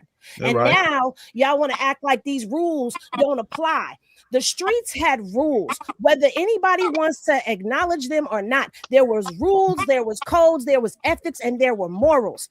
Nobody has morals right now. Nobody has respect of self. Nobody can take accountability for their shit. So you take a coward's way out and you snitch. Then y'all try to cover it up with money. Because a stand-up nigga is a stand-up nigga, whether he got $1 million in his pocket or $1 in his pocket. Question. And that's something that people are trying to push to the side like it don't matter. I have a question. Listen, I'm not trying to be a stand-up nigga. I'm trying to be a good father. Stay out the streets and don't No. Listen. You know how many niggas done died like some goofies and left their kids raised with no daddies? You know how many people done died and went to prison and their kids and they little girls ain't raised with no daddies, so they gotta go listen to a nigga who's a pimp to make them sell their pussy? They some dumb ass niggas. What was their daddy out there doing? Getting money to feed them, right? No. Money to feed them. He should have got a job. He should have got a job. He should have got a job. You're a civilian, so you don't know what it means to come home and have an F on your record and you can't get a job. You don't know that struggle. He should have got a job. You live a life of a pimp, so right? you don't never understand that job. Let me cut in. Man. And I'll never respect nobody who eat off the streets and have an attitude like that. Never. Working jobs. This whole generation, this whole motherfucking generation right here, this new generation right here, ain't none of them motherfuckers working a job. The internet the job. So let me ask you a question, Rainwater, right? Thank you for coming on the show. I love you, sir. Love you, hate you. You got a position. So listen, how did losing Mo 3, how did it affect you personally? We know how it affected you professionally because he was growing to be one of the biggest artists in the country. How did it affect you personally and when it happened? And how have you been able to cope with it and deal with it since his passing? I was on drugs. When it happened or after? After I kept moving and moving around and then not coping steady with it, but it taught me a lot though. And on that, I believe Mo3 one of the baddest street niggas that I've been around. I was around him for years. Like Bumpy Johnson was around. Like Bumpy Johnson was around Frank Lucas. And I realized the streets ain't got no loyalty. When people die, they people move on and try to survive. And I was stuck in one place for a long time. You know what I'm saying? Mm-hmm. Because I thought that was the solid street shit to do. That's my partner. Whoever he beefing with, I'm still beefing with to this day. And I watch people move on in life and be successful. So I was just stuck in a situation at one time. I missed out on Big X the Plug because he wasn't part of Mo3 Circle. And I was still trying to put on Mo3 Circle. And Big X the Plug was begging me to fuck with him. I'm like, nah, you ain't with us. And I missed out on millions. You know what I'm saying? Mm. So I learned the lesson with this situation where you got to separate business and streets. You understand what I'm saying? Where the streets don't have no love for people. I see people, artists die and people go break into their houses. But I searched for a long time. And then I found Finesse. I got Finesse turned up right now. What you mean you found Finesse? I found Finesse. Finesse was at the lowest part of his life. He'll tell you himself. You didn't find him. Yes, you will. When somebody at the lowest point of their life, they don't even know themselves. They ain't got no identity. So I gave him back an identity. I found him. Nah, you ain't found Finesse. Because he'll tell you. You go go listen to his interview. He'll give me out. He wasn't at the lowest part of his life because he was at even a lower part of his life in the feds. That's even the lowest of the lowest. Listen, sometimes what you don't understand when an artist going through, artist might not have no time or don't know where to go get his next meal. And I don't care how many diamonds you think got on his bed pocket on himself. At the end of the day, in the feds, that's the easiest part. Being in the free world is harder than being in the feds because hey man, that's how we know you ain't never been to jail. I've been to prison. Nothing easy about going to a penitentiary or a federal institute. Nothing easy. Listen, I've been to a penitentiary, and you can look it up. I got shot and went to the penitentiary. So, at the end of the day, it's more easier than being here because you have no responsibilities. You can sit in the penitentiary. I can lay up and sleep all day. I go work a bullshit ass job and still eat a healthy, good ass meal and get full and go back and lay down. Now that sounds like you was at daycare. Because in the penitentiary, man, ain't no laying down and you gotta be on your P's and Q's, man. You gotta have that knife ready, man. At child hall, you gotta be ready, man. You gotta go eat whatever you gotta do, brother. It ain't that easy. Listen, I had a little different because people want the opportunity to rap. This before I met a Mo3. You know what I'm saying? So it was quite easier than this. Right here, you got to fend for yourself. You got kids to take care. You got responsibilities. But on a different note, I turned Finesse up in 90 days.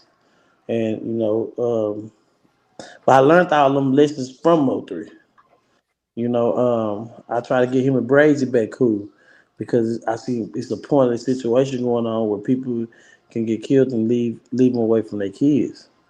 I got a question for you, brother. What do you think about the current state of hip hop in the city of Dallas? Dallas is really having its way in terms of the new Dallas artists, right? What do you think?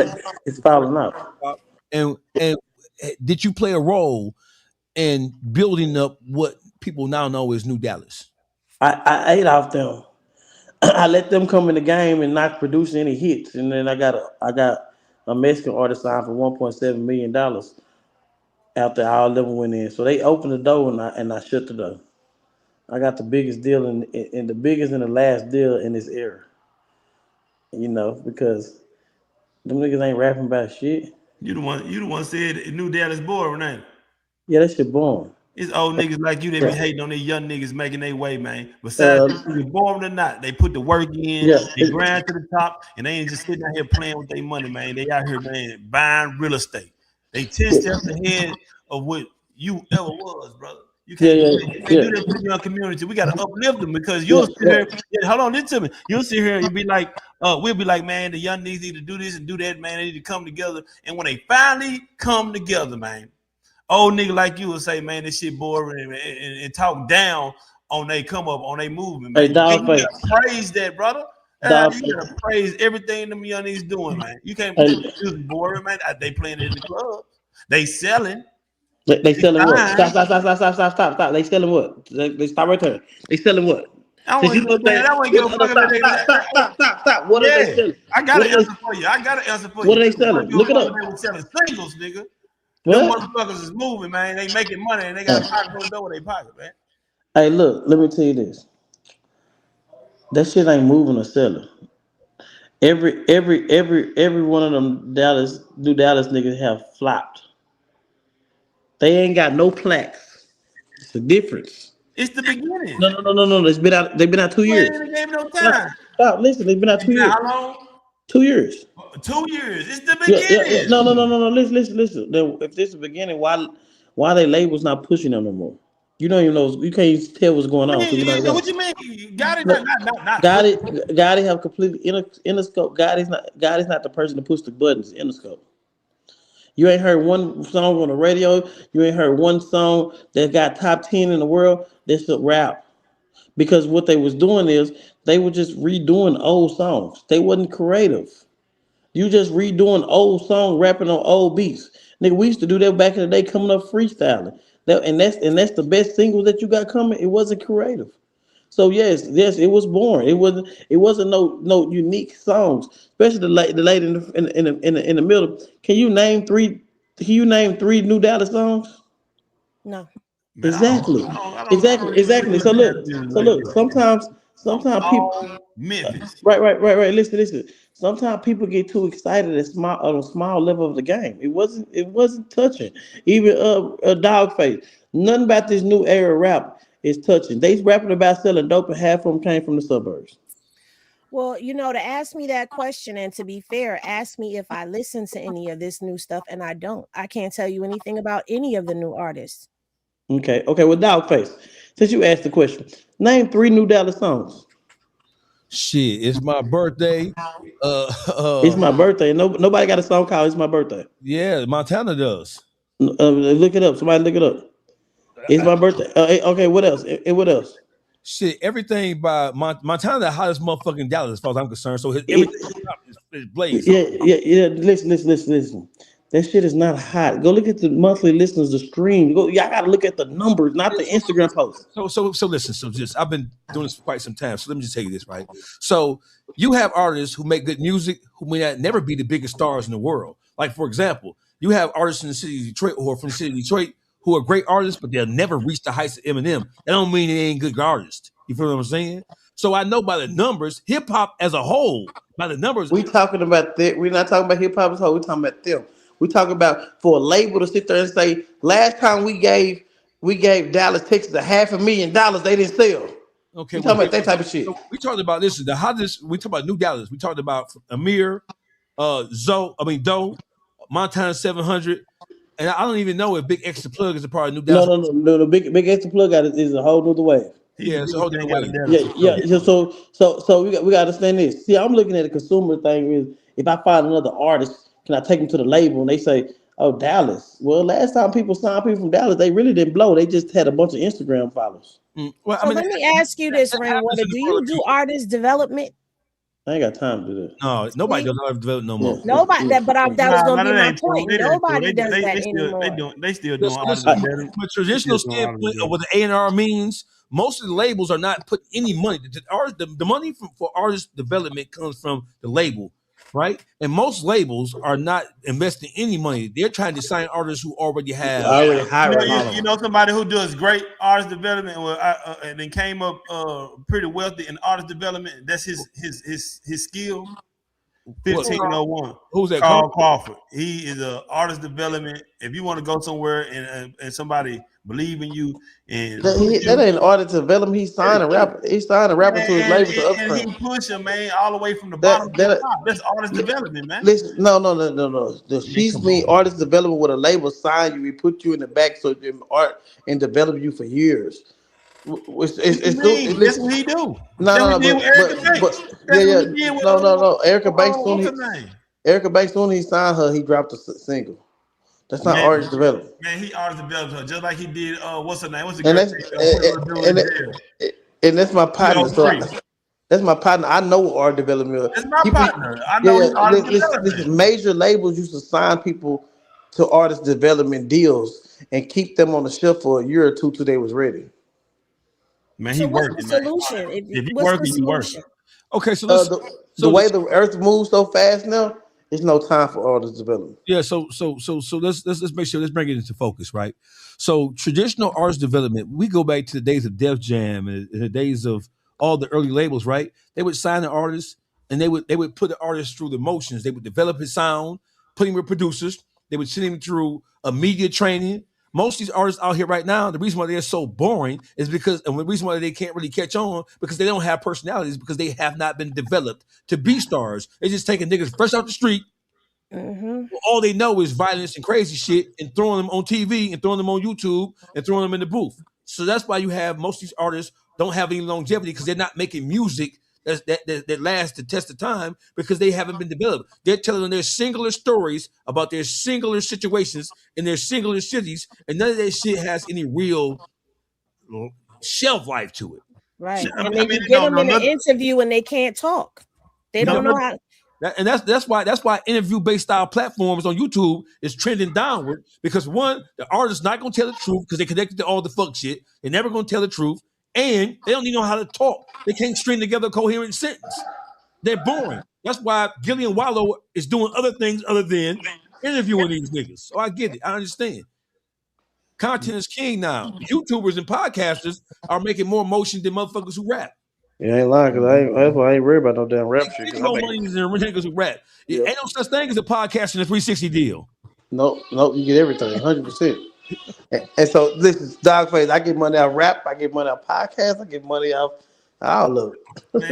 And you own, and like owning your masters, if you own the channel, you're gonna get all the revenue from that forever, and it's always gonna be out there. Across multiple platforms, because not only it's not just YouTube, you have YouTube, Instagram, TikTok, and you have Patreon. I make my money on Patreon and I do on YouTube because I'm monetized from day one. All my artists, man, I push them to Zeus Network. That's how I got the bag. Oh Lord! I push them to Zeus Network. All of them on the Zeus. They cutting up. They anything music they drop. They getting views. They doing numbers. That's what I did. I said it. But you got he right though. You gotta be able to do something other than rap. Rapping is gone. But yeah, I'm tired in over there. I'm sending them that way. I'm getting the bag out there. I did want to hop with something that girl Haney said earlier. What you said, and I wanted to expand on that a little bit.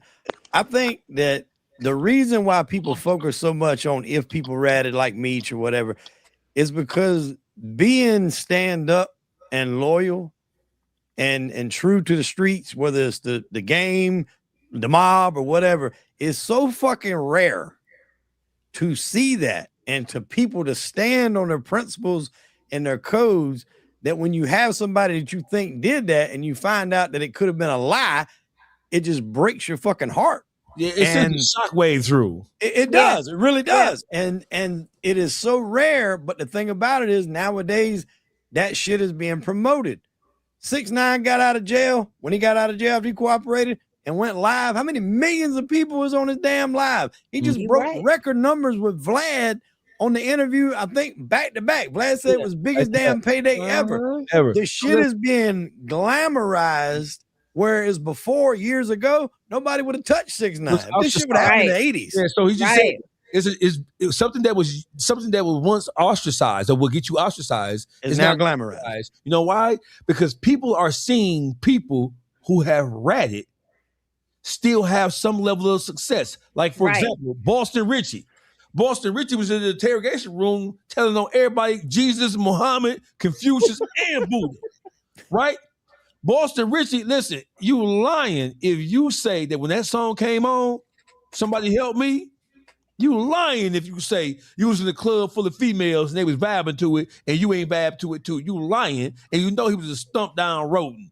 Listen, let me just tell you this, right? Snitching, there's nothing new about snitching in the urban environment. There's nothing that's new about snitching in the streets. Motherfuckers have been snitching forever. In every major city across this country where you have gangster shit happening, we all know somebody who for a fact snitched on somebody, right? So snitching and how a person who snitches is treated is based on the money he has, the power and the access he has. You got a motherfucker right now, Munchie's in Texas, Henny is in motherfucking Florida, GBE is in motherfucking Henny's in Florida, GBE is in Georgia. I'm in Detroit. Where you at, Wade? South Carolina. He in South Carolina. We all know somebody who has snitched on somebody and is still moving and is still active, and nobody ain't gonna touch him. Ain't nobody gonna say shit to his face because he still has money, power, and influence. We all know that. So there's nothing new about that, right? But what it is with the advent of social media, with the advent of a camera phone, a recording phone, we're seeing it in real time. Whereas 30 years ago, all we did was we heard about it in books and magazines. So that's why this shit is it's so interesting to people, because people can't believe, yes. And it helps protect them, because especially when you talk about the mob years ago, if you ratted, that was a death sentence. Or if they even thought you was going to rat, that was a death sentence. Yeah. But now the people, the way it's looked, I've had a guy tell me, he was like, I'm too public to be killed because that'll bring too much heat on somebody else. That's why these guys stay in the public eye, because if you stay in front of all the eyes, it's hard. It's hard. Exactly. It's hard for somebody to knock you down. You tuned in. This is real life unfiltered. So listen. So Rainwater asked the question, like, why are you guys focusing on who snitched and who didn't snitch? Hollywood Wade just effectively and efficiently articulated why the culture as a whole so caught up on who snitched and who didn't snitch. I get it. We get it. We understand. And when I talked about the situation that happened in the city of Atlanta with the 21 Savage, Young Thug, gun, and all that kind of shit, the reason why that was so shocking is because who would have ever thought that 21 Savage would have admitted? We knew that they knew about Gunna, and we knew the people on the ground in Atlanta, they knew about. Me and GB even talked about QCP for years, right? I got into it with QCP in the club in Atlanta because he was mad at me because I called him a rat.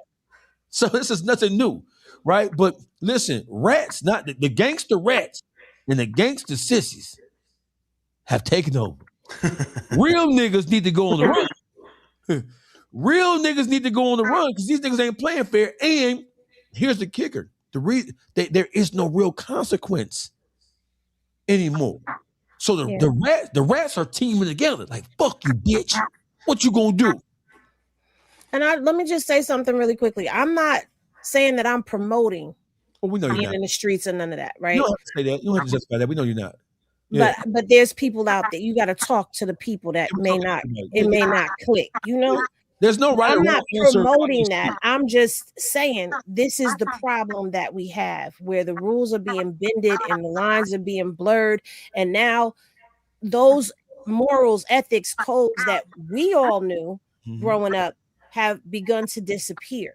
Yeah, hey, listen, like Munchie said, somebody can be in the game, knee deep in it, certified member of it.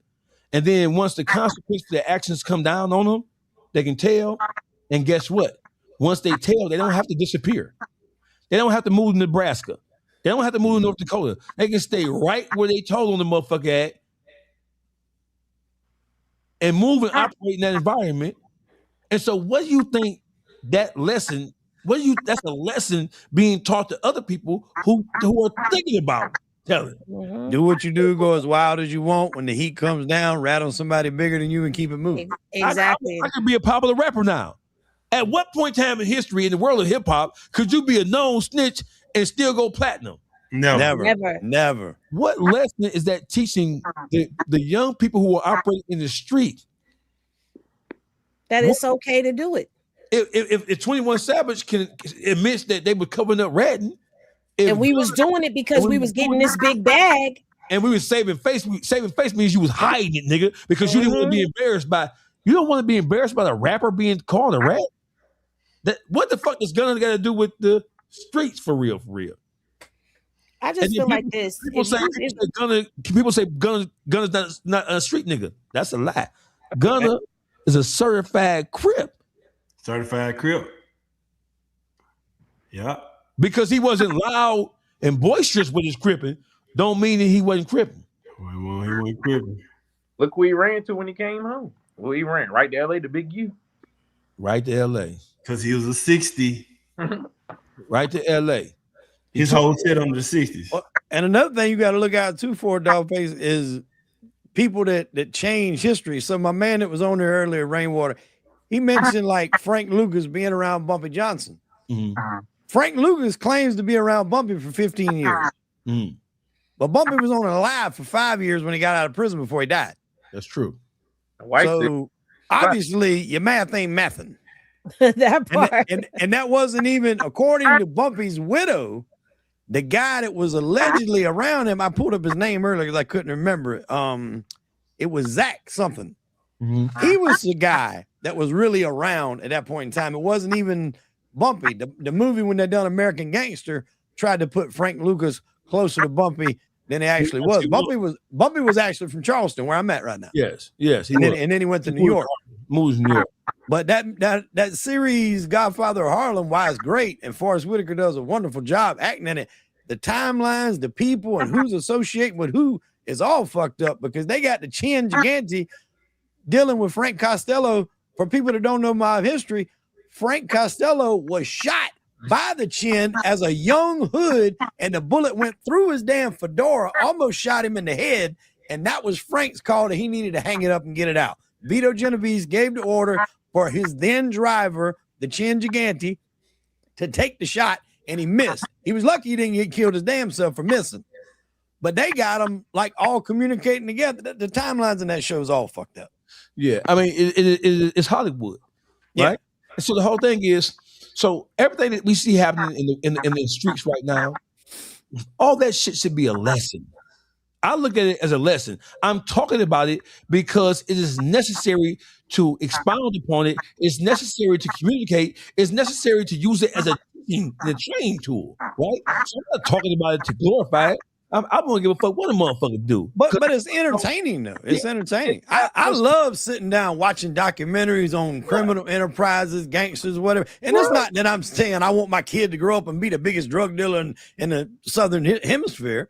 I just like that content because regardless of what it is, it takes a special kind of person to do those kind of things. Listen, in the world we live in now, away, and where I'm from Detroit, right? But Detroit is like every other urban center across this country. When I grew up, right, I grew up idolizing Billy the Kid, Jesse the James, the robbers, the stagecoach robbers, the bank robbers, train robbers. I grew up idolizing that shit. But now in the hoods across America, if you a robber, if you a jack boy, you look like you the scum of the earth. Yep. And they've elevated drug dealers to Robin Hoods. A drug dealer will sell dope to your mama while she pregnant with you, which is why your ass came out looking like you looking. You got a short fucking attention span that you got right goddamn now, right? Motherfuckers have idolized and glorified drug dealing and made these niggas be the heroes. These niggas will sell dope to a 12-year-old baby. They don't give a fuck. Meanwhile, the armed robber, you a rob, you a taker. Nigga, this country was founded on taking shit. Man, we the most gangsters country in the world. You just see maybe that's what it is. What just happened in Venezuela? That's That's some gangster shit. Yeah, we had to go handle that. We had to go handle that. You know what I'm talking about? That's armed robbery. Now listen, I know Maduro, he was in power because of gangster shit. He lost the last election. And stayed there. But they gave him the opportunity to leave and he didn't take it. So you kind of got to say he brought that shit on himself. So here's a dictator, man. Dictators get dicked around. Yeah, here's what he brought himself. Listen. The United States of America gave him the opportunity to leave, right? Mm-hmm. If he would have acquiesced to providing the United States government with the mineral resources of that country, he would still be there right now. When he got to bid with China and Russia, And when he when he devalued the U.S. dollar, right, in relationship to the oil, the hard crude oil, right, and he gave the Chinese government the heads up, that was his ass. You're 100% right. That's exactly what Pete just said, and he broke it down. You know how Pete do? He gonna break it down, and that's exactly what he said because it was devaluing the United States dollar. That was the problem. We was about to be. China could have stopped us. Yes, like in our tracks, and because we went over there and did that, now we still gonna sell the oil to China. We're not cutting them off, but you're gonna buy it with U.S. currency, which is gonna then funnel back into the stocks, the bonds, and everything else in the economy. Yeah, absolutely. So let's talk about that for a second. Let's switch speeds. Can we talk about Venezuela? Can we talk about so the United States government? Let's stay right there. Let's stay right there in Venezuela. Let's go. Okay. The United States government, right? I don't know why people are so shocked about that the United States government went in and deposed a dictator, a leader, or whatever you want to call him. The United States government has been responsible for assassinating, destabilizing, removing, and propping up leaders all over the world for the last 70, 80 years at least, maybe 100 years at least. It's nothing new. The United States government, when it talks about counterfeiting, right? You know why the United States government frowns on counterfeiting so much? Do you know why the United States government frowns on counterfeiting so much? Because they are the ones who counterfeit foreign currency and flood countries with currency because the more you have of a thing, the less that thing, less value it becomes. Right? The United States government frowns on counterfeit money so much because they do it to destabilize. One of the things they use to destabilize other countries is they flood their country with counterfeit money, right?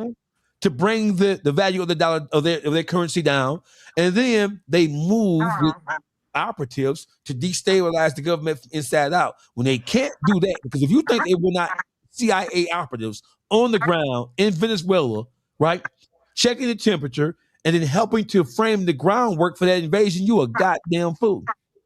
The thing was in the past though, they've done it cloak and dagger, more under the radar, and they've used different reasons. Yes. Trump just don't give a fuck, and he's like, hey, we went in there, we took the man, we took his fucking wife, and if anybody else thinks we won't do it to you too, try me. And indicted them. And Greenland, you next, bitch.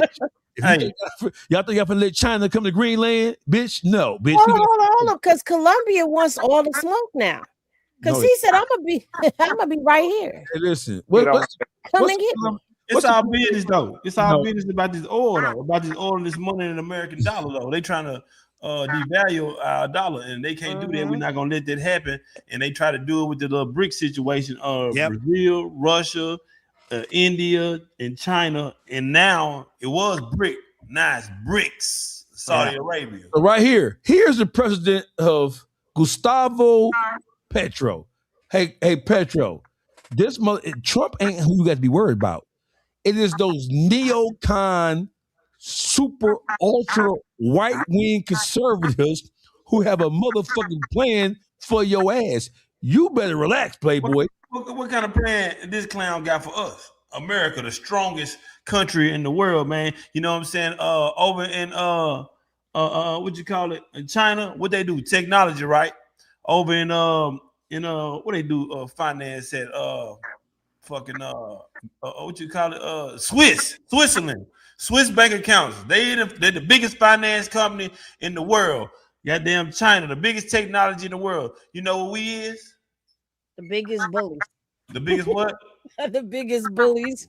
The biggest fucking bullies. We got all the bombs. We got everything we need. We spend $20 billion a year, $200 billion a year on war shit for the last 30 years. 200 billion for 30 years. We not worried about nobody. China can pop that shit. Them little firecrackers probably won't even get off the ground. You know what I'm saying? They showing that's all China do with those parades and march their nuclear bombs through the city. Man, they've been doing that shit for 100 years. You go back and watch old videos. China always march them little firecrackers through the city and talk about how bad they is. Y'all ain't shot none of them motherfuckers.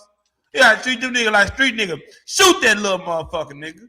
Let's see what's gonna happen. They talking about we got to bomb this big. Okay, brother. The one that's really mad right now, the whole deal is Russia, because we cut them completely out the fucking pipeline. I mean, it's like, baby, you cutting off a connect from the game. If you want to look at it like that, they cut Russia completely out. Well, you know, we got nuclear bomb pointed at their motherfucking head on the border right there. That was the whole reason of that little situation that went down. And then Trump jumped down on that nigga and said, hey, we got these bombs pointed at Russia, so they calm down. Now you owe us some more money, man. You gonna drop this bag, man, right there, man. He was hard on it. What's the name of that little country right there? Yugoslavia? Oh, Ukraine. Ukraine. Man, brought him down here and talked bad to his ass. Bitch ass nigga, you owe us some money. We got these bombs pointed at Russia, and we gonna leave them on your border. That's the whole reason why that little war went on. Because they were mad because we put nuclear bombs on their border. We'll pop their ass. Man, you know how it going down, man. Ain't nothing fucking with the United States of America, man. And you know, I done got to the point when people talk about Trump. I didn't vote for Trump. I was talking shit earlier. I voted for him too. I really never voted for no motherfucking Trump. But we Americans, man, and we gotta stop fighting against our commander-in-chief, man. We got to sit there and say we Americans too, man. We can't every time motherfucker get in office, what motherfucker want to talk about what happened in the slave day. Nobody give a fuck about what happened about this shit no more, man. It's about right the fuck now. God damn it. It's about goddamn it, man. Making sure Trump handle his motherfucking business and he put money in nigga pocket. Hey, Munchie. So listen, foreign politics and foreign affairs and how this country has treated the people who have built this country. That ain't the same shit, Munch. You hear me? Yeah, because we the first people to go against it. So they say Trump, what they say, what the Democrats say, the Democrats are the dirtiest motherfucker of all. There hasn't been a president. There hasn't been a president in the history of this country who didn't have naysayers and who didn't have people opposing them. Okay, I agree. Period, right? When you go back, like most black people are in love with, they were in love with JFK. They were in love with Jimmy Carter, and they were in love with Bill Clinton, bitch ass. But most of the policies that had the biggest negative impact on black people as a whole, Bill Clinton, they came under the Bill Clinton administration. It was a democratically controlled White House, Senate, and House. Joe Biden is one of the most racist motherfuckers in the history. His mentor was Senator Strom Thurmond from the great state of South Carolina. Okay. South Carolina. No, dog, you done naming Democrats. I'm not. Listen, bro. I'm not in love with Democrats or Republicans. Right? I've been taught and trained and conditioned to where I'm going to vote for the person who's going to push policies and push agendas that best affect me. Right. Simple as that. Okay, then. So what Trump doing? With Trump fucking up your money? Oh no, I got bulletproof businesses. He ain't fucking up nothing for me. No, I'm just saying though. Every time Trump get in office, I sell dope. Niggas get money. I sell dope. I sell crack.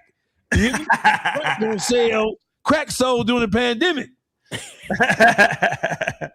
You can't stop no junkie from getting no rock, man. You already know. Junkie. Hey, listen, the junkie gonna get high. Man, he gonna get high. But look though, real talk though. Every time Trump step foot in office, the money get good. So listen, let me just tell you this, right? So the lesson of Donald Trump is complex, but it's simple. Donald Trump and the people who support him, the people who are really behind him, right? That is the underside, the underbelly of politics, and that's how it's always have been. Donald Trump, he's just not groomed. He hasn't been A&R'd. Right. We just mentioned A&R. Donald Trump became an artist without being A&R'd. He wasn't put through media training. Donald Trump need it. He declined it. He came in raw dog. But listen, but that's why he was so popular though. He didn't nothing that Donald Trump is doing is new. He's just doing it in an uncloaked, straightforward fashion. Exactly. It's refreshing to me, even though it's concerning. Right, but this country needs a Donald Trump to wake their ass up. Yeah, they needed Donald Trump because motherfuckers have been resting on their laurels too long. Motherfuckers have been disengaged from the political process for too long. So what Donald Trump and his merry band of motherfucking idiots have taught this country is Don't take anything for granted. Whether you black, white, green, purple, or blue. You need to be engaged. You need to be involved. That's It's true. as simple as that. Nothing that Donald Trump is doing is new. It's just that he's doing it in a raw, uncut fashion. I mean, people act like JFK wasn't literally in hotel rooms trying to work out deals with the mob, the Chicago outfit, to take out Fidel Castro because he was fucking up all their casinos over there in Cuba. Meyer Lansky, don't know. I forgot how many. I want to say 100 million. And back in those days, that was a lot of money in the casinos in Cuba. And Castro went and took the motherfuckers over. So the government and the mob had a common enemy in Castro, and they was trying to work together to take him out. That shit's always been like that. But like you said, Trump is just, he's going to be in your face about it. With Castro, above and beyond that, above and beyond him fucking with U.S. commerce, right? When it comes to fuck with the mob dollars, the mob controlled the White House. They controlled, That's why controlled the House. They controlled the Senate through blackmail and through influence, right? Always been that way. The mob had to control that Russia and China now has because Donald Trump, Bill Clinton, Barack Obama, they was at Epstein Island fucking on them kids. Listen, Doggy, King Monk, UBE, Wade, I'm going to bid you gentlemen adieu because I'm being summoned. Okay. So thank y'all for having me up. I would love to do this again.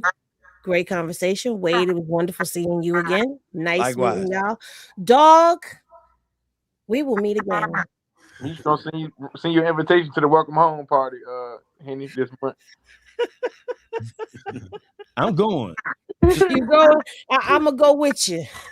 I'm going to look at the niggas. I want to see who there. I'm going to be sitting there with my phone. Hey, listen, man. So Henny's not the only one tuning out, man. On behalf of Real Life Unfiltered, on behalf of King Munchie and myself, GBE, Hollywood Wade. Hey, Wade, we need to do a show.